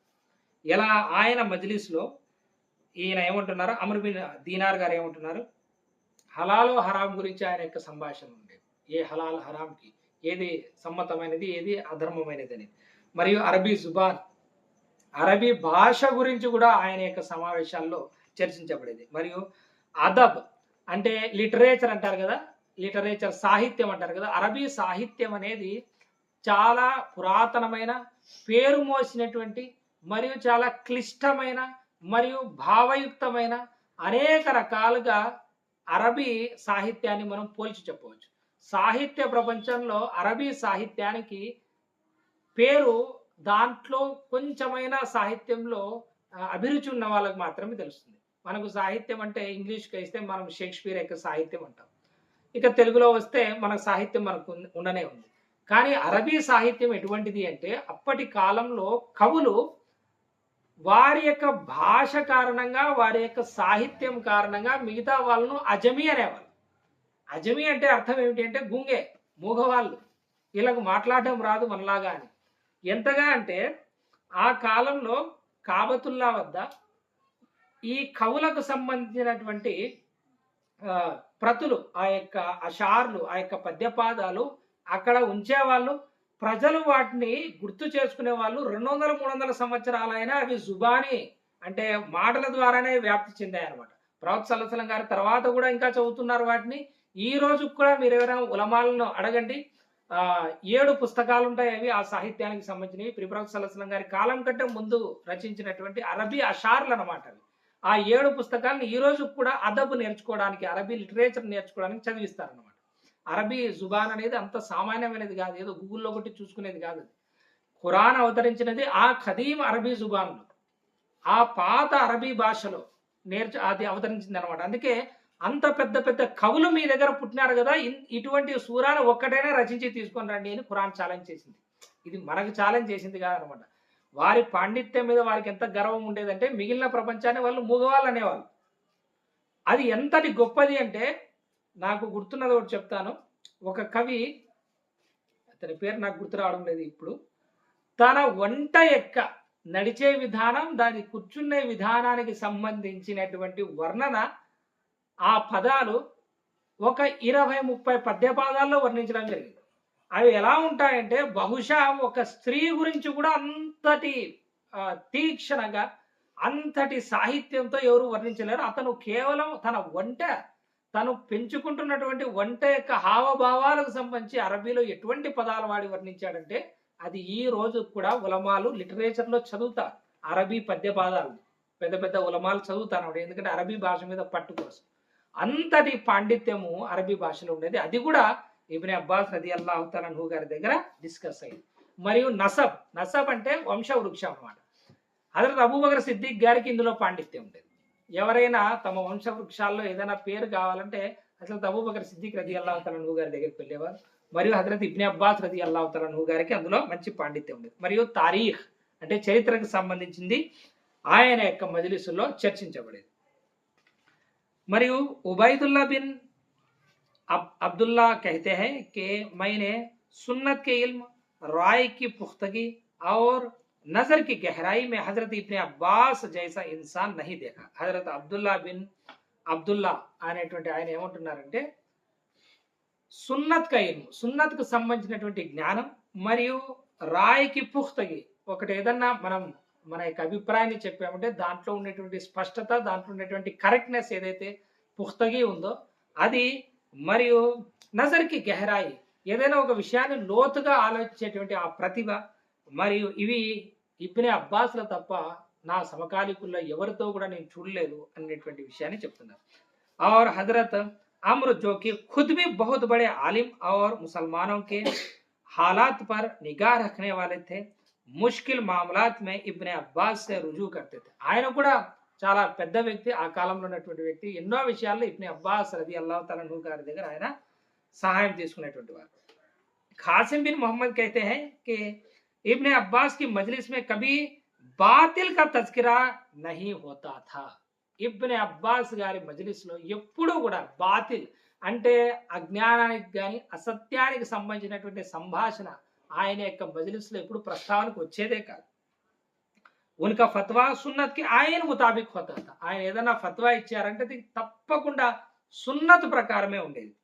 ఉన్కే సాథీ ఉన్కో బహర్ ఔర్ యా హిబ్ర్ कहते थे. బహర్ అంటే బహరుల్ ఉలూమ్, జ్ఞానం యొక్క సముద్రము అనేవారు ఆయన. ఆయన యొక్క సహచరులు ఏమనేవారు, ఆయన బహరుల్ ఉలూమ్ అనేవారు. బహర్ అంటే సముద్రం, బహరుల్ ఉలూమ్ అంటే జ్ఞానాల యొక్క, జ్ఞానాల యొక్క సముద్రం అని చెప్పేవారు. ఇంకా హిబ్ర్ అనేవారు. హిబ్రుల్ ఉమ్మ అంటే బడే ఆలిం, పెద్ద జ్ఞానిని ఏమంటారంటే హిబ్ర్ అంటారు. మరియు హజరత్ హస్సాన్ బిన్ సాబిత్ రదియల్లాహు తఆలా అన్హు గారు. ఎవరైనా ప్రియ ప్రవక్త సల్లల్లాహు అలైహి వసల్లం గారి గురించి మొట్టమొదటిగా అనలేం కానివ్వండి, సహాబాల్లో ఆయనకు సంబంధించినటువంటి నాత్ షరీఫ్ అంటే ప్రవక్త సల్లల్లాహు అలైహి వసల్లం గారిని పొగుడుతూ వచనాలు చెప్పినటువంటి వారిలో హస్సాన్ బిన్ సాబిత్ గారు ముందుంటారనమాట. మీరు వినే ఉంటారు, ఆయన యొక్క మషూర్ ఒక నాత్ ఉంటుంది, హసన్ బిన్ కలం తరకత్తు అయినేని, మీరు వినే ఉంటారు. ఆయన రచించిందే అనమాట అది. ఆ హస్సాన్ బిన్ సాబిత్ గారు ఇబ్నే అబ్బాస్ రదియల్లాహు తఆలా అన్హు గారి గురించి ఏమంటున్నారు చూడండి. ఈయన సీనియర్ సహాబీల్లో ఒకరు. ఈయన యుద్ధాల్లో కూడా పాల్గొన్నారు. చాలా పెద్ద సహాబీనే. ఎప్పుడైనా ఇన్షాల్లాహ్ తఆలా ఈయన గురించి కూడా మనం తస్కిరా చేద్దాం. ఆయన ఏమంటున్నారంటే,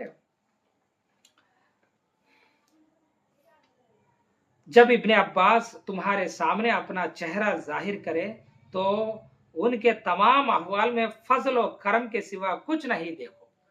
ఎప్పుడైనా మీకు అంటే ఇది ఏమంటారు, పద్యాలని చెప్పి ఒక స్టైల్, సాహిత్యపరంగా చెప్తున్నారు. ఇబ్నే అబ్బాస్ మీకు ఎప్పుడైనా కనపడితే అనేటువంటి విషయాన్ని ఆయన ఏమంటున్నారంటే, ఇబ్నే అబ్బాస్ మీ ముందు ఎప్పుడైనా తమ యొక్క ముఖాన్ని చూపిస్తే, ఆయన దర్శనం మీకు లభిస్తే, అందులో నుండి మీరు ఫజల్ అంటే ఆయన యొక్క శుభాల్ని, ఆయన యొక్క బరకత్ని తప్ప మీరేమీ కూడా చూడలేరు. जब वो बात करते हैं तो ऐसी मुनज़्ज़म गुफ्तगू करते हैं जिसमें तोड़ फोड़ और अदम तनासुक नहीं होता. ఆయన గనక మాట్లాడడం ప్రారంభిస్తే అందులో ఆ పదాల్లో అస్పష్టత కానీ, ఆ వాక్య నిర్మాణాల్లో ఇటు అటు జరగడం కానీ, లేదా ఆ సంభాషణ ఇటు నుంచి అటు పోవడం కానీ, లేదా తప్పులు దొరకడం కానీ, లేదా మనం ఒక్కొక్కసారి ఇప్పుడు మాట్లాడేటప్పుడు కూడా నేను తడబాటుకు గురై మళ్ళీ ఆపి మళ్ళీ మాట్లాడతాను కదా ఎప్పుడన్నా తప్పు అయినప్పుడు. ఇటువంటిది ఏది కూడా ఆయన యొక్క గుఫ్తగులో, ఆయన సంభాషణలో ఉండేది కాదు అని హస్సాన్ బిన్ సాబిత్ సహాబీ గారు అంటున్నారు. वो दिलों में पाए जाने वाले सवालों का ऐसा काफी व शाफी जवाब देते कि किसी को संजीदा या मुजाहिया सवाल करने की हिम्मत नहीं होती. ఆయన మన ప్రశ్నలకు, మన యొక్క అనుమానాలకు ఎటువంటి రీతిలో సమాధానాలు ఇస్తారు అంటే, ఇక మళ్ళీ దానికి సంబంధించి తిరిగి ప్రశ్నించేటువంటి ధైర్యం కానీ, అవసరం కానీ, లేదా ఆ జవాబు మీద మనం ఏదైనా విమర్శించేటువంటి అవకాశం కానీ ఆయన ఏ రోజు కూడా ఇవ్వలేదు. आई इब्ने अब्बास आप बगैर मुशक्कत के बुलंदी तक पहुंच गए. ఆయన ఏమంటున్నారంటే, ప్రవక్త గారి దువా వల్ల నువ్వు ఇది వచ్చావు. ఆ బగైర్ ముషక్కత్కి, నువ్వు కష్టపడకుండానే నువ్వు ఈ స్థాయికి వచ్చావు.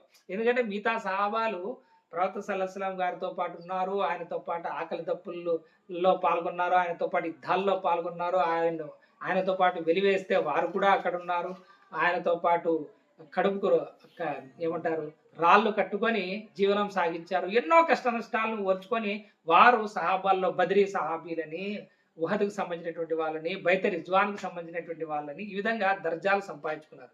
సాబికూన్ అల్ అవ్వలూన్ అని ఈ విధంగా సంపాదించుకున్నారు. ఇబ్నే అబ్బాస్ బగైర్ ముషక్కత్ కే ఇస్ దర్జే పర్ పహుంచావు. ఎందుకంటే నీకు ప్రవక్త సల్లల్లాహు అలైహి వసల్లం గారి యొక్క దువా ఉంది, కష్టపడకుండానే నువ్వు ఈ విధంగా వచ్చావు. ఆపనే బులందీకి చోటీకో జాపాయా. మరియు ఆ రావడం కూడా ఎలా వచ్చావంటే, బులందీకి చోటి అంటే ఒక శిఖరాగ్రాన్ని ఏమంటావంటే బులందీకి చోటి అంటావు.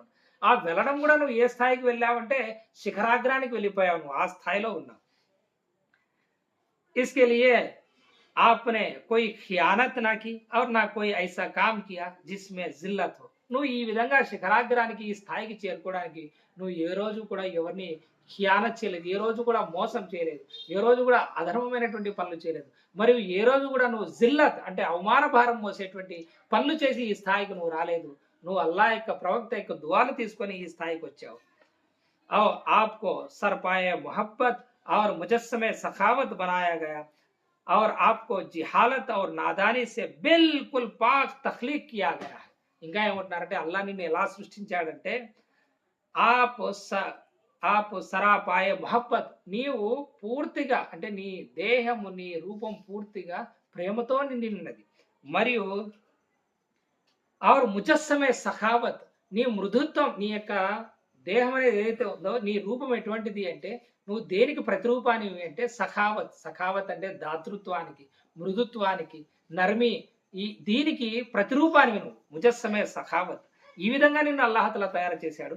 మరియు జిహాలత్ నుంచి, నాదాని నుండి, అంటే మూర్ఖత్వం నుంచి కానీ అజ్ఞానం నుంచి కానీ నీ ఛాయలు కూడా లేకోకుండా అల్లాహతాలా నిన్ను సృష్టించాడు అని చెప్పేసి హజరత్ హస్సాన్ బిన్ సాబిత్ రదియల్లాహు తఆలా గారు ఆయనకు సంబంధించి అషార్ చెప్పడం జరిగింది, పద్య పాదాలని చెప్పడం జరిగింది.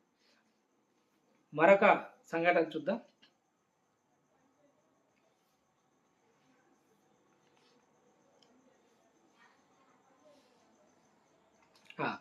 హజరత్ అబ్దుల్లా బిన్ అబ్బాస్ రదియల్లాహు తఆలా అన్హు గారు మరి ఏమైనా యుద్ధాల్లో కానీ లేదా వేరే ఇటువంటి లష్కర్లో కానీ ఏదైనా పాల్గొన్నారంటే ఈయన హజరత్ అలీ రదియల్లాహు తఆలా అన్హు గారి వెన్నంటే ఉండి అన్ని యుద్ధాల్లో పాల్గొన్నారు. హజరత్ అబ్దుల్లా బిన్ అబ్బాస్ రదియల్లాహు తఆలా అన్హు జంగే జమల్, జంగే సిఫీన్, జంగే నెహర్వాన్ మే హజరత్ అలీ కే హమ్రా షరీక్ హుయే. ప్రతి యుద్ధంలో కూడా హజరత్ అలీ రదియల్లాహు తఆలా అన్హు గారితో పాటు ఉన్నారు, ఆయన కూడా యుద్ధం చేశారు. మరియు మీకు అల్ ముస్తదరక్ లిల్ హాకింలో ఈ హదీస్ దొరుకుతుంది, ఇంకా మిగిలిన చోట కూడా ఈ హదీస్ దొరుకుతుంది. జంగే నెహర్వాన్ అనేది ఒకటి జరిగింది హజరత్ అలీ రదియల్లాహు తఆలా అన్హు గారి యొక్క ఖిలాఫత్ కాలంలో. దేనికి సంబంధించి అంటే ఖవారిజ్లతో దీనికి సంబంధించినటువంటి యుద్ధం జరిగింది. నేను ఇంతకుముందు హజరత్ అలీ రదియల్లాహు తఆలా అన్హు గారి యొక్క ఫజీలతుల మీద 2 వీడియోలు చేయడం జరిగింది, ఒక్కొక్కటి 2 గంటలు ఉన్నాయి. అందులో రెండవ పార్ట్లో నేను ఖవారిజ్ల గురించి పూర్తిగా చెప్పడం జరిగింది, వారితో యుద్ధం జరిగినటువంటి వివరాలన్నీ చెప్పడం జరిగింది. ఒకానొక ప్రదేశంలో హురూరియా అనేటువంటి ప్రదేశంలో దాదాపుగా ఒక 7-8 వేల మంది హజరత్ అలీ గారితో యుద్ధం కోసం అక్కడ సమావేశమై కూర్చుంటారు. హజరత్ అలీ రదియల్లాహు తఆలా అన్హు గారు ఈ విషయం తెలిసి వస్తారనమాట. వాళ్ళు హజరత్ అలీ గారి మీద కుఫ్ర్ యొక్క ఫత్వాలు ఇచ్చి ఆయనతో యుద్ధం చేయడానికి అక్కడ ఉన్నారు. ఇబ్నే అబ్బాస్ గారు హజరత్ అలీ గారితో అనుమతి అడుగుతారనమాట.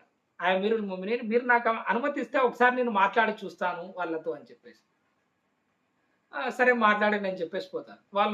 వాళ్ళ దగ్గరికి ఇబ్నే అబ్బాస్ గారు, నేను చూచాయిగా చెప్తానా, హదీస్ యొక్క మఫహూమ్ చెప్తానా. ఇబ్నే అబ్బాస్ గారు వాళ్ళ దగ్గరకు వస్తే వాళ్ళు వెల్కమ్ చెప్తారు. ఇబ్నే అబ్బాస్ మీరు మంచి పండితులు అది ఇది అని చెప్పేసి చెప్పిన తర్వాత ఎందుకు వచ్చారు మీరంటే, ఎందుకోసం మీరు ఈ యుద్ధానికి దిగుతున్నారు, ఎందుకు మీరు బగావత్ చేస్తున్నారు, మీరు ఎందుకు అమీరుల్ ముమినీన్కి వ్యతిరేకంగా మారుతున్నారంటే, లేదా ఆయన నౌజ్ బిల్లా కుఫ్ర్ యొక్క పనులు చేశారు, ఆయన తీర్పు చెప్పడానికి 3వ వ్యక్తిని హకంగా నిర్ణయించాడు అని చెప్పేసి అంటారు. ఏదో ఇంతకుముందు చెప్పాను కదా, హజరత్ అమీరే మావియా హజరత్ అలీ రదియల్లాహు తఆలా అన్హు గారి దగ్గర మధ్య జరుగుతున్నటువంటి సిఫీన్ యుద్ధం ముగింపు కోసం చర్చలు జరపడానికి హజరత్ అలీ గారి తరఫు నుంచి అబూ మూసా అషరీ గారిని, హజరత్ మావియా రదియల్లాహు తఆలా అన్హు గారి తరఫు నుంచి హజరత్ అమర్ ఇబ్నే ఆస్ రదియల్లాహు తఆలా అన్హు గారిని హకంలుగా అంటే న్యాయవేత్తలుగా తీర్పు చెప్పడానికి నిర్ణయించడం జరిగింది. ఈయన అమీరుల్ ముమినీన్ అయినప్పుడు మధ్యలో ఇంకొకరు తీర్పు చెప్పడం ఏంటి అని వాళ్ళు అలిగి హజరత్ అలీ గారి మీద ఈయన అల్లా యొక్క గ్రంథానికి వ్యతిరేకంగా నౌజ్ బిల్లా నడుస్తున్నాడని చెప్పేసి యుద్ధానికి వచ్చారు. అందుకే ప్రవక్త గారు వారిని ఏమన్నారంటే, వీళ్ళు మతంలో నుంచి ఏ విధంగా పోతారంటే శరీరంలో నుంచి బాణం గుచ్చుకొని మాంసం ముద్దలో నుంచి ఎలాగైతే చీల్చుకుంటూ పోతుందో ఆ విధంగా వీళ్ళు మతంలో నుంచి బయటికి పోతారని చెప్పడం జరిగింది. అప్పుడు ఇబ్నే అబ్బాస్ గారు ఏమంటారంటే, మీరు ఖురాన్ని చదవలేదా? సూరా నిసాలో అల్లాహతఆలా ఏమంటాడంటే, భార్యాభర్తల మధ్య గొడవ జరిగినప్పుడు ఇటుపక్క నుంచి ఒక వ్యక్తి మాట్లాడేవాడు, అటుపక్క నుంచి ఒక వ్యక్తి మాట్లాడేవాడు ఉండాలి, వారు దానికి సంబంధించినటువంటి న్యాయమైనటువంటి తీర్పు చెప్పాలి అని అంటారు. ఒకవేళ ఇద్దరి మధ్య జరిగేటువంటి గొడవలో మధ్యలో వ్యక్తి తీర్పు చెప్పడమే మీకు షిర్క్ అయితే, మరి ఖురాన్లో ఈ ఆయతకు సంబంధించినటువంటి మీ భావం ఏమిటి అంటారు అన్నమాట. ఇలా వాళ్ళు వేసేటువంటి వాళ్ళ అనుమానాలకు సంబంధించినటువంటి ప్రశ్నలకు ఖురాన్ నుంచి ఆయన సమాధానాలు ఇవ్వడం జరుగుతుంది. దాంతో నాకు గుర్తున్నంత వరకు నంబర్ కరెక్ట్గా గుర్తులేదు ఆ హదీస్ది, 5,000 మంది లేదా 3,000 మంది అక్కడి నుంచి వెనక్కి వెళ్ళిపోతారు. మేము ఈ యుద్ధం చేయము, మేము తప్పుడు దారిలో ఉన్నామని చెప్పేసి వెళ్ళిపోవడం జరుగుతుంది. అంటే 3,000 మందిని జలాలత్ నుంచి హిదాయతులోకి తెచ్చినటువంటి వ్యక్తి ఇబ్నే అబ్బాస్ గారు. దేని ద్వారా? ఖురాన్ దలాయిల్ల ద్వారా. ఈ రోజున మనకు అంత ధైర్యం, అంత పాండిత్యం ఉందే చెప్పండి. 3,000 మంది ఖలీఫాకి వ్యతిరేకంగా అక్కడ కూర్చుంటే 7,000 మంది, అందులో 3,000 మందిని తమ యొక్క దలాయిలతో ఆధారాలతో వారిని వెనక్కి తిప్పి పంపారు. కత్తి వాడలేదు, కలం వాడలేదు, జస్ట్ ఖురాన్ యొక్క ఆధారాలు వాడి. కాబట్టి ఖురాన్ పాండిత్యంలో కలం వాడుకోకుండా, కత్తి వాడుకోకుండా ఖురాన్ యొక్క భావాన్ని అన్వయించినటువంటి ఒకానొక మేధావి ఎవరు అంటే హజరత్ ఇబ్నే అబ్బాస్ రలియల్లాహు తఆలా अन्हु। अता कहते हैं कि लोग हजरत अब्दुल्ला बिन अब्बास से शेर, अंसाफ, तारीख, इल्म, फिका वगैरह का इल्म हासिल करने आया करते थे। लोग उनसे जिस मौजू पर कस्बे फैज करना चाहते थे, हजरत इब्ने अब्बास उसी मौजू पर उन्हें सैराब किया करते थे। హజరత్ అతా వచ్చేసి ఈయన కూడా తాబీల్లో ఉన్నటువంటి వ్యక్తి. ఆయన ఏమంటున్నారంటే ఈయన నసబ్ మీద, తారీఖ్ మీద, సున్నత్ మీద, అన్నిటి మీద ఈయన సంభాషణలు చెప్పేవారు. ఈయన వద్దకు ఎవరు ఏ టాపిక్ కోసం వస్తే ఆ టాపిక్తో వారిని పూర్తిగా సాటిస్ఫై చేసి పంపేవారు. ఇంకా ఈయన గురించి ఒక విచిత్రమైనటువంటి ఒక సంఘటన ఉంటుంది, ఇన్షాల్లా జికర్ చేస్తాను చూడండి. रिवायत में आया है कि एक मर्तबा हजरत अब्दुल्ला बिन सफवान బిన్ ఉమయ్య. ఈ సఫ్వాన్ బిన్ ఉమయ్య ఎవరు? మీకు ఇంతకుముందు నేను సీరత్ చెప్పినప్పుడు చెప్పే ఉంటాను. మనకు సులాహ్ హుదైబియా తర్వాత ఒక వ్యక్తిని మాట్లాడుకొని ప్రవక్త సల్లల్లాహు అలైహి వసల్లం గారిని చంపడానికి అని చెప్పేసి బాడుకు మాట్లాడుకొని ఒక వ్యక్తిని పంపిస్తాడు కదా, ఆ వ్యక్తి ఎవరంటే సఫ్వాన్ బిన్ ఉమయ్య. మీరు పోండి, ప్రవక్త సల్లల్లాహు అలైహి వసల్లం గారిని నౌజుబిల్లా మీరు హత్య చేయండి, మీకు ఏమన్నా జరిగితే మీ పిల్లలు నా పిల్లలు, మీ భార్యను నేను చూసుకుంటాను, మీ ఇంటి సంగతులన్నీ నేను చూసుకుంటానని చెప్పేసి ఈయన మళ్ళీ ఈయన కుమారుడు అనమాట అబ్దుల్లా బిన్ సఫ్వాన్. వీళ్ళంతా మళ్ళీ తర్వాత ముస్లింలుగా కావడం జరిగింది. ఆయన ఏమంటున్నారంటే एक मरतबा अब्दुल्ला बिन सफवान बिन उमैया मक्का मुकर्रमा में हजरत अब्दुल्ला बिन अब्बास रजी अल्लाह तआला अन्हु के घर के पास से गुजरे थे, तो देखा कि उनके घर फिका के तालिबों का हुजूम था. ఒకసారి ఆయన Abdullah bin Safwan bin Umayya గారు హజరత్ అబ్దుల్లా బిన్ అబ్బాస్ రజి అల్లాహు తఆలా అన్హు గారి ఇంటి ముందు చూస్తే ఆయన ఇంటి దగ్గర ఒక గుంపు ఉంది. ఫికాకు నేర్చుకోవడానికి వచ్చిన వాళ్ళ విద్యార్థులతో ఆ గుంపు నిండి ఉందన్నమాట. చూశారు, కొంచెం అట్లే ముందుకు పోయారు. అట్లే ముందుకు పోతా ఉబైదుల్లా బిన్ అబ్బాస్, ఈయన హజరత్ అబ్బాస్ యొక్క ఇంకో కుమారుడు. ఒక అబ్దుల్లా బిన్ అబ్బాస్, ఇంకోరు ఉబైదుల్లా బిన్ అబ్బాస్. ఈయన గురించి కూడా ఇన్షాల్లా మనం తర్వాత చర్చిస్తాం. ఈయన చాలా మంచి వ్యక్తి, చాలా షఫీక్, చాలా మెత్తటి హృదయం కలిగినటువంటి వ్యక్తి. సఖావత్లో ఈయన నేర్పరి, అంటే దాతృత్వంలో చాలా అధికంగా ఆయన దానాలు చేసేటువంటి వారు, ఎక్కువగా తినిపించేటువంటి వారు. ఈయన ఇంటి ముందు నుంచి పోతే फिर उबैदुल्ला बिन अब्बास के घर के पास से गुजरे तो वहां देखा कि बहुत से लोग खाना खाने के लिए जमा है. ఒకరి దగ్గర జ్ఞానం నేర్చుకుంటున్నారు, ఒక తమ్ముని దగ్గర, ఇంకొక సోదరుని దగ్గర ఆహారం తీసుకున్నారు. ఈ రెండు కూడా ఈ ఉమ్మతులో ఉత్తమమైనటువంటి పని. ప్రవక్త సల్లల్లాహు అలైహి వసల్లం గారు చెప్పారు, అన్నం తినిపించండి అని చెప్పేసి చెప్పారు. సలాం చేయండి, అన్నం తినిపించండి అని. అన్నం తినిపించడం అనేది ఇస్లాంలో ఉన్నతమైనటువంటి ఆరాధనలో ఒక ఆరాధన అనమాట. జ్ఞానం నేర్పించడం అనేది, నేర్చుకోవడం అనేది ఇది ఈ ఉమ్మత్ వాసుల మీద ఫరజ్. దాన్ని నేర్పించడం కూడా ఫరజే, మరియు దాన్ని వ్యాపింపజేయడం కూడా ఈ ఉమ్మత మీద ఉన్నటువంటి బాధ్యత. రెండు కూడా మంచి ఆరాధన అనమాట. ఒక తమ్ముడు ఒకదాన్ని పట్టుకున్నాడు, ఇంకొక తమ్ముడు ఇంకొక దాన్ని పట్టుకున్నాడు. ఇది ఏ కాలంలో జరిగినటువంటి సంఘటన అంటే హజరత్ అబ్దుల్లా బిన్ జుబైర్ గారు ఖిలాఫత్ ఏలాన్ చేసి మక్కాలో ఉన్నటువంటి కాలం, అంటే ఇది యజీద్ కాలం తర్వాత ఆ కాలంలో జరిగినటువంటి సంఘటన. तो बहुत से लोग खाना खाने के लिए जमा थे. वो अब्दुल्ला बिन जुबैर के पास गए और उनसे कहा, तुम्हारी हालत वो हो गई है जो किसी शायर ने कहा कि जब तुम्हें जमाने की बदबख्ती लाहिक हो जाए तो हम ना किसी दीनी मामले पर तुम पर रोएंगे और ना दुनियावी मामले पर. ఆయన కొంచెం ఆయన్ను ఏమంటారు, ఒక రకంగా చెప్పాలంటే విమర్శించినట్టు, ట్రిగ్గర్ చేసినట్టు, కొంచెం రెచ్చగొట్టడానికి ఈ మాటలు మాట్లాడేవాడు. నీ పరిస్థితి ఎలా తయారైందంటే ఒక కవి చెప్పినట్టుగా ఏమంటారు, ప్రపంచము నిన్ను చూసి ముఖం తిప్పుకుంది, మతము నిన్ను చూసి ముఖం తిప్పుకుంది అన్నట్టుగా నీ పరిస్థితి తయారైంది. ఎందుకంటే జనం అంతా ఖలీఫా దగ్గర లేరు. ఎక్కడున్నారు? ఇబ్నే అబ్బాస్ దగ్గర ఉన్నారు, ఉబైదుల్లా బిన్. నీ పరిస్థితి ఎలా ఉందంటే నీ దగ్గర జ్ఞానానికి రావడం లేదు. పోనీ నువ్వు ఖలీఫావి కదా, ప్రపంచం నీ దగ్గర తీసుకుందామని అట్లా రావడం లేదు అని ఆయన కొంచెం వెటకారంగా, కొంచెం ట్రిగ్గర్ చేసినట్టు ఆయన్ను అనడం జరిగిందనమాట. तो हजरत अब्दुल्ला बिन जुबैर ने पूछा कि क्यों, क्या बात हुई? तो अब्दुल्ला बिन सफवान ने कहा, अब्बास के दोनों बेटों की शान ये है कि एक लोगों को इल्म दीन सिखाता है और दूसरा लोगों को खाना खिलाता है, और तुम्हारे लिए क्या बचा? ఆయన ఏమంటున్నారంటే, నువ్వు ఖలీఫావి. అక్కడ అబ్బాస్ కొడుకుల పరిస్థితి, వాళ్ళ యొక్క వైభవం ఏమిటంటే ఒకరు జ్ఞానం నేర్పిస్తారు, ఇంకొకరు భోజనం తినిపిస్తారు. ఇంకా నీకు మిగిలింది ఏమిటి ఇక్కడ చేయడానికి? నువ్వు జ్ఞానమున నేర్పించాలి ఖలీఫా, మంచి విషయాలు చెప్పాలి, లేదా ప్రజలకు మంచి చేయాలి. రెండు ఆడ దొరుకుతున్నాయి ప్రజలకు, అందరు గుంపులు గుంపులుగా అక్కడ పోతారు, నీకేం మిగిలింది అని. దాంతో ఆయన కొంచెం కోపం తెచ్చుకుంటారనమాట. అదే కొంచెం వెక్కిరించినట్టు అవుతుంది కదా, విమర్శించినట్టు అయితే ఆయన కోపంలో ఏమంటారంటే అయితే వాళ్ళిద్దరిని వాళ్ళతో పాటు వచ్చిన వాళ్ళని ఎక్కడో ఇరాక్ అక్కడికి పొమ్మని చెప్పేసి చెప్పమని చెప్పేసి అంటారు, కోపంలో అంటారనమాట.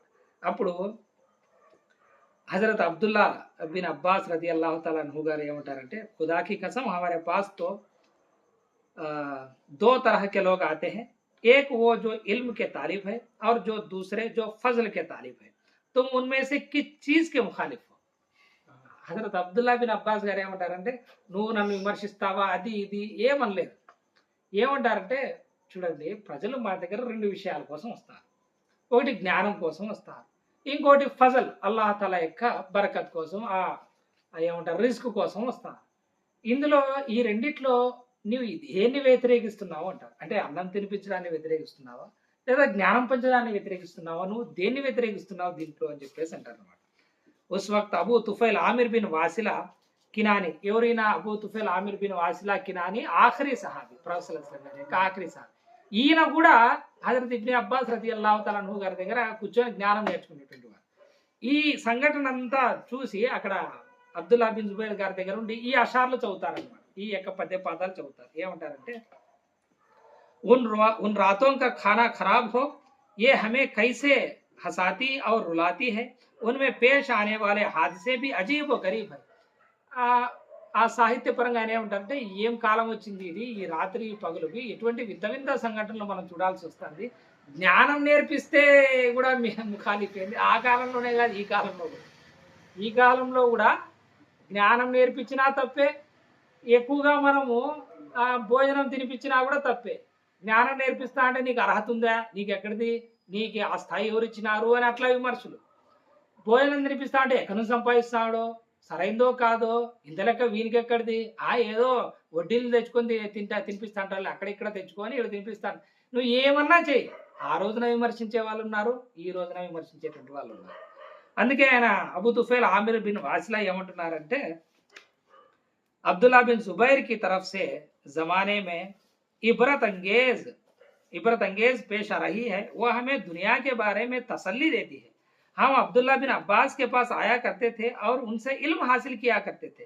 वो हमें नेकी सिखाते और हिदायत का रास्ता दिखाते थे. ఎవరికి చూడండి, ఇది సహాబాలుగా గుర్తించబడినటువంటి వాళ్ళు, పెద్ద పెద్ద ఉమ్మతులో పెద్ద పెద్ద వాళ్ళు, వారందరూ కూడా హజరత్ అబ్దుల్లా బిన్ అబ్బాస్ దగ్గర మేము ఆయన దగ్గరకు వస్తాం, జ్ఞానం నేర్చుకుంటాం, ఆయన మమ్మల్ని సరైనటువంటి మార్గంలో నడిపిస్తారు, మాకు హిదాయత్ చూపిస్తారు, మాకు సరైనటువంటి మార్గం చూపిస్తారు. ఆయన వద్ద మేము నేర్చుకోవడానికి వస్తుంటే దాని మీద కూడా మీ ఎతరాజ్ ఏమిటి అని ఆయన విమర్శించడం జరుగుతుంది. ఉన్కే భాయి ఉబైదుల్లా బిన్ అబ్బాస్ కి ఆంఖే హమేషా నమ్ రహతీ థీ. అంటే ఆయన ఇంకో తమ్ముడు ఉన్నాడు కదా ఉబైదుల్లా బిన్ అబ్బాస్, ఆయన ఏం చేశారు మీకు, ఆయన కళ్ళు ఎప్పుడూ కూడా తడిగానే ఉంటాయి. అంటే ఆయన ఎప్పుడు అల్లాహ్ తఆలా యొక్క ఆరాధనలో ఆయన ఏడుస్తూ ఉంటారు. ఉన్కే ఆంఖే హమేషా నమ్ रहती थी और मेहमानों और मसाकीनों को खाना खिलाया करते थे. ఆయన ఏం చేస్తాడు, పేదలకు అతిథులకు ఆయన భోజనం తినిపిస్తాడు. हमारे नबी वो नूर थे जिनके वजह से हमारे पहले लोग और मौजूदा लोगों के शुमले और नीचे हुए थे और हमारे ప్రవక్త ఆయన ఏమంటున్నారంటే కవిత్వం రూపాన మాకంటే ముందు ఉన్నటువంటి వాళ్ళు ప్రవక్త సల్లల్లాహు అలైహి వసల్లం గారి యొక్క కారణంగా వారి యొక్క శమలాలు అవి కిందికి దిగాయి అనమాట. అంటే వారి యొక్క అహంకారాలు కానివ్వండి, వారి యొక్క డాబు దర్పాలు కానివ్వండి, అవన్నీ కూడా ప్రవక్త సల్లల్లాహు అలైహి వసల్లం గారి కారణంగా అవి కిందికి వచ్చాయి. మాకంటే ముందు వాళ్ళు ఆ విధంగా ప్రవక్త సల్లల్లాహు అలైహి వసల్లం గారి నుంచి హిదాయత్ మార్గం పొందారు.